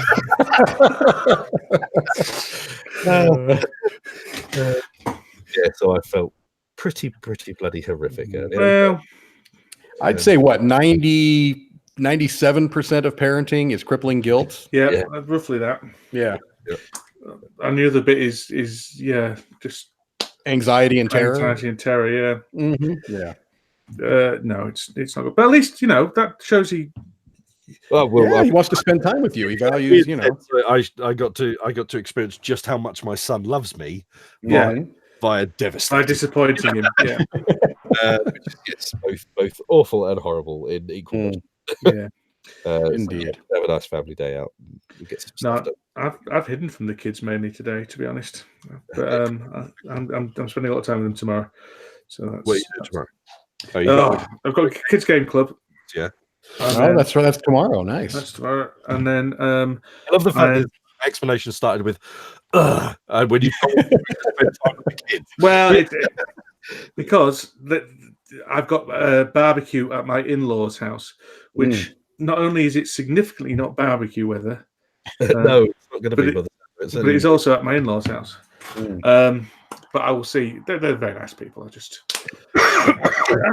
have a lot of trouble when my time is dictated for me by somebody other than me, whether it be work, whether it be family commitments, whatever it is. I resent it.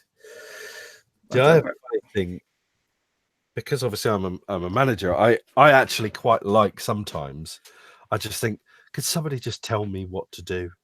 I don't want to be in charge right now. Just somebody tell me what to do, and I'll just go with the flow. Yeah, I've thought that there have been times where I was thinking that would be an almost appealing part of being in the military. Would be, you don't have to decide basically anything. They're telling you when to get up, when to go to bed, when to go to the bathroom, when to eat. There's an element of comfort to that, I think. Yeah, point, I think, and then I'd be a bit like, nope. Yeah, no, to an extent, obviously. I fear my military career would end in a dishonorable discharge via a court martial. Well, you know, with all those Dutch Yodas you do, I don't think you'd last very long. I think Brant's that's saying he played Batman on Thursday. nothing Who did? Brant did. Brant Sanderson, our did old he? friend Brant Sanderson. but Brent. Grant And Portal. he said Sanderson? it was a mess of a first game, so much iconography, Mm. an hour and a 15-minute setup time to sort through everything. That seems a bit excessive. Yeah. Came down to a dice roll at the end that you failed horribly. Well, that seems to be. I love But he totally play again. Yeah, I love that. Yeah. Yeah. I don't think it's my favourite game in the world. I think there are better games, but I'm a big fan of it. I think It's as I say, definitely got flaws. There's no getting around that. yeah, but it's very good. You know. Yeah, clearly, I think Brant has had enough of it, and he probably just needs to give it to me. That'll just take care of it. Don't worry about it, Brant. You know what? How about this? I'll pick up shipping. How about that? That's a big fair bit, that will, Mike. Look, I've got a new technique for dry brushing, Luke. Oh, Dear God. I find it a lot easier than the usual conventional ways. mm. Yeah, well, it's certainly unconventional. Yeah, Maybe I saw someone do it on a Yeah. thing somewhere. I was like, I bet actually a lot of people do that. Yeah, although it doesn't make it easy to wash your hands afterwards, it must be said. Oh, Dan, have you heard? And Luke, have you heard of this game called Quad Heroes? Nope. It's got these little. The reason why I bring it up is actually, believe it or not, it's because of what you're doing here. It's the only game I've gotten, and I know that there are some out there, especially Awaken Realms has been doing this with their kind of sun drop minis where they're kind of pre-washed. This is the only. Yeah. This is the only game that I personally own where the minis came pre-washed, and it's a really interesting effect. I was going to actually go run and grab a couple of them so I can show you on camera and see what your thoughts are on that. Like they did in Kemet, kind of thing. Yeah, Kemet had them. Yeah, well, no, I have Kemet, but for some reason, no, it's a totally different thing. You'll see what I mean. Kemet has a consistent. Yeah, it's got a wash, but it's all one color. Let me go grab. You need to grab these because I don't get. Yeah, let me go grab a couple. Hold on. Well, I get what you mean, but I've never seen that. The Golgathon from Dogma. I remember seeing Dogma, but I don't remember the Golgathon from it. With the shit monster that came. That's what he's saying. My clay face is. Right now. Yeah. Do you know, I'm not a good dry brusher. I've never been able to dry brush properly. I say dry brushing is my bread and butter. That's where I do best. Yeah, I'm probably dry brushing it too early before it dries properly. Dry brushing far too long. Yes, you probably are a little bit. Yeah, and I think I leave too much paint on my brush as well. Equally, you probably do. But at the stage you're at, you can. You don't want to take too much off at that point. No, I'm just kind of over brushing as much as anything here. Yeah. You're almost doing second base layer. Yeah. All right. So all the characters in these things are cubes. They're cubes, and so let me get one. They're all cubes. Oh, cube, right? Yeah. Sorry. You have to speak. If you want your model to be shown, you can have to speak. All right. So, that's a good point. So here we go. Am I on right now? They're cool. Yeah. See that? Look at that. Yeah. It's all pre-washed. Oh, they got field. Yeah. Great. So yeah. It's really interesting. There's a whole bunch of them. There's actually some. But they do seem to be still one color. I got the impression you were telling us they were going to be more than one color. Well, no, but they're not. To me, these don't look like the Kemet ones did at all. Because see, like this one, these are the sheep here. So you see how these are white with like the black. Oh, I see. Yeah. They look like they even had a dry brush afterwards. Right. Yeah. I don't know how they did it, but the characters themselves are all one color like this, but they've got the black kind of highlight, and I think it really makes the detail. I like these. Yeah. I've seen pictures of them painted and they look gorgeous, but this is one where I don't feel bad about not having painted. So they look brilliant. Yeah, I think it is just a wash, but it's because of the nature of the surface versus whatever. They look like they're made out like a resiny kind of. Yeah, they feel like a resin. They're definitely heavier than a regular plastic mini. I think it's because of the nature of that surface versus plastic. Okay. They're kind of square with big flattish bits. Mm-hmm.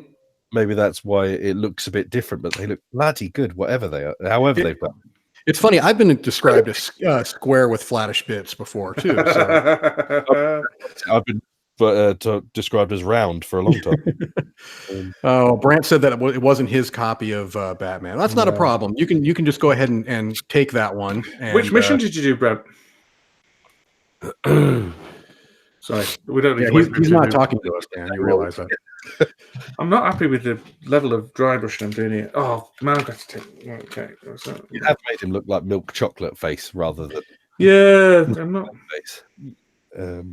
But that's fine. I would say, yeah. Just call him Cadbury face. Cadbury face, yeah. Mm-hmm. Exactly. I would let him dry and stuff. No, I'm not letting him dry. I'm doing it. Are those Kinder eggs a big thing over there? Oh, aren't they? I nearly make myself a diabetic every year on them. Those are Kinder eggs, not Cadbury's eggs. Yeah, no, those are different. Yeah, no, we've had Cadbury eggs over here for a long time. But I didn't realize till Tom Vassell was here that you guys weren't allowed Kinder eggs. We are now, in the United States. But yeah, only recently you've. Yep. Yeah, because of the small parts. They were a lawsuit hazard basically. Yeah, which is weird because we've had Cracker Jacks over here for years, and those had little bits in them, So I don't understand what the difference is there. Yeah, I thought it was madness. I think it was just one of those stupid things that. Yeah. Now I've never had a Kinder egg, but those appeal to me because to me that looks like custard. Is that what you would call custard? What? No. No. Isn't there custard with a little chocolate ball thingy in there? Oh, hang on. You might be talking. There's two types of Kinder Egg you can get. There's one where it is a chocolate shell that has in it a little plastic. Nope, not talking about that. There's these other Kinder Eggs you can get that have a little scoop. That's the one I'm talking about. Yeah. No, it's not like custard at all. It's like I don't even know what that is. They're called like Kinder Eggs of Joy or something like that. It's a plastic. Two plastic half eggs, right? One side has the toy in it, and then the other side is you rip off the top of the foil, and it has like fondant or something. Ferrero Rocher ball. Oh, right, okay. Of I don't know how to describe it. It's not custard, that's for sure. I'd just like to point out. Look at Clayface's buttocks now. They're shiny now. They are. Yes. Yeah, they don't exactly look like clay. They look almost more like bronze. Yeah, bronze buttocks. Mm-hmm. Me on holiday. Yeah, I love Kinder Eggs. The chocolate's very sweet, though. Very sweet. Right. Kinder Eggs are brilliant. Okay, I probably need to try them one of these days. Yeah, all you're going to do is eat at this rate when you come over. No, I don't want to put on 50,000 pounds. So I'm going to be. But here's the thing: I don't mind trying a bite of something. Just you know what I mean. I don't have to eat. Oh, well, I'll happily pick up the leftovers from there. You go. Yeah. But I will not get your pork pies as well. Pork pies sounds good. I will not eat haggis though. I'm sorry, that freaks me the heck out. Well, you won't find many haggises. Okay. Where we're going. Oh, the thing is, the haggis is a bit of a misconception. It's okay. A good thing because the whole sheep stomach thing, that's what you're worried about, yeah? Well, no, not only that, but isn't it the inside of it isn't just basically entrails cooked in blood? To a point. And I want no part of it, sir. Were I to serve it to you, we'll get you a black pudding instead. That'd be better. You would have no idea. That's blood, right? Yeah, that's it. Yeah, but it's brilliant. And again, you wouldn't know because it doesn't look like blood. Yeah. I can serve you all those things and not tell you what they are. Yeah, I would probably have to have a couple of pints first so that I can get my courage up because that I'm better than I used to be, but I used to be really, really very skittish with food. Basically, haggis, when you eat it, comes off as you would know it as hamburger, like minced beef, ground beef. Okay. It comes off as very sort of spicy, peppery. I don't mean spicy as in like chili, but right. Flavored ground beef for the most part. Okay. You just wouldn't know it's what it is. Yeah. Really. Got it. It's given a background. It doesn't have that really heavy, minerally liver type taste? Because I cannot stand that. Well, I mean, really heavy duty, it's strong. almost iron flavor. No, I wouldn't say it does, but it packs a punch. Okay. It doesn't muck about, but Right. yeah. But even black pudding doesn't taste like No, iron. no. I mean, I love black pudding, and yes, Benedict, haggis tastes good. Block capitals. Yes, I agree. Right. I think, gentlemen, I want to go to bed. I'm afraid. Yes, I have picked up my paintbrush and not picked up a model for a little bit. So Well, thanks for inviting me on. It was fun, even though I didn't do any painting. Well, next time. Well, Ben Maddox has said he wants to join in next time, so we might get Ben on as well at the same time. At some point as well. So that'll be the last episode then, yeah? The last episode, yeah. Mm-hmm. Getting at the end. Yeah. Anytime that I can do a bad impression of Michael Caine, I'm in. I only heard good impressions from Michael Caine coming from ourselves, me included. Well, I'm going to include yourself in that. Okay. I definitely am. This guy, I'm not happy with this dry brushing it up. Right, you're going to stay there and wait. Right. Okay. Well, thank you very much for joining us. It's been a pleasure. As I say, there was no real intent for this to be entertaining to anyone else other than ourselves. Mission accomplished. Yes, but it was very entertaining for me. I enjoyed it all. Well, yeah, a good 3 hours. And I've got 2.5 models painted, which is the main thing. Oh. And there we go. Hang on a second. Everyone's got their face on, so I refuse to be. You can't be left out. Left out. Has Mike seen your contraption? Yes, see, I think so. You've seen my contraption, haven't you? You're welcome to put it back on, but yes, I have seen. No, I will go without. I can get this thing out of the way now as well. Between that and the technical expertise, with that look. Can you wear that and the Cthulhu baklava at the same time? I have done it. If you go to the beginning of this episode, did you really do that? Yeah, I did. Yeah, shebang. Yes. Oh, I should have known. Yeah. Should have known. Here, I thought I was being clever, and it was just you being you. I even had my flashing tie on.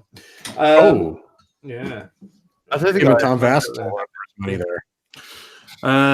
So thank you very much for watching. If you have there's 13 now. That's our highest number. What's that about? Leave on a high note. Yeah, leave on a high note. 11, but yeah. We're going to do this again. As I say, no one needs to feel obligated to watch at all. It's a relaxing hangout while we're doing other things. It's for the background thing, I think. In other words, we make no claims to its quality. Is what I'm saying. I've got anything you want to say, Luke? Essentially for selfish reasons. Exactly. Yeah. So we can hang out and chat. So we'll probably do one in a few weeks' time. It's going to be sporadic, as is always these things. Thank you very much for all the people who stayed up late to watch it. Before you leave, I do think you should answer Cthulhu's question there. What's that? It's pretty important. Yeah. How many colours did I use? Well, the good thing about the Batman miniature game is you only need to use like 3 colours in each model. 3, right? Yeah, just 3 will do it. And not obviously not including any black or white or grey. Right, because those don't count. No. Yeah. Well, the next time you want to paint, not mark chemistry tests, what we might do the next time, depending on children, because evenings are usually better for us because we don't need to worry about letting down kids, I think, probably. But we might try and do it at an earlier time, so the people. Sure, we can make that work. Yeah, because everything's always geared to the Americans, isn't it? It's never geared to the Europeans, but it's also certainly never geared to the Australasians and the Asians. I say screw the Americans. Yeah, exactly. So we'll try and do it in the morning in the UK. So that could be the evening in that area of the world. I'm just going to keep on going on and on until we stop, aren't I? So I'm trying to work out how to stop the broadcast. Thank you very much. Oh, that's a great angle of it. That's a good look. Look. Here, Cam. How's that angle? You did some good dry brushing there. Yeah. Goodbye.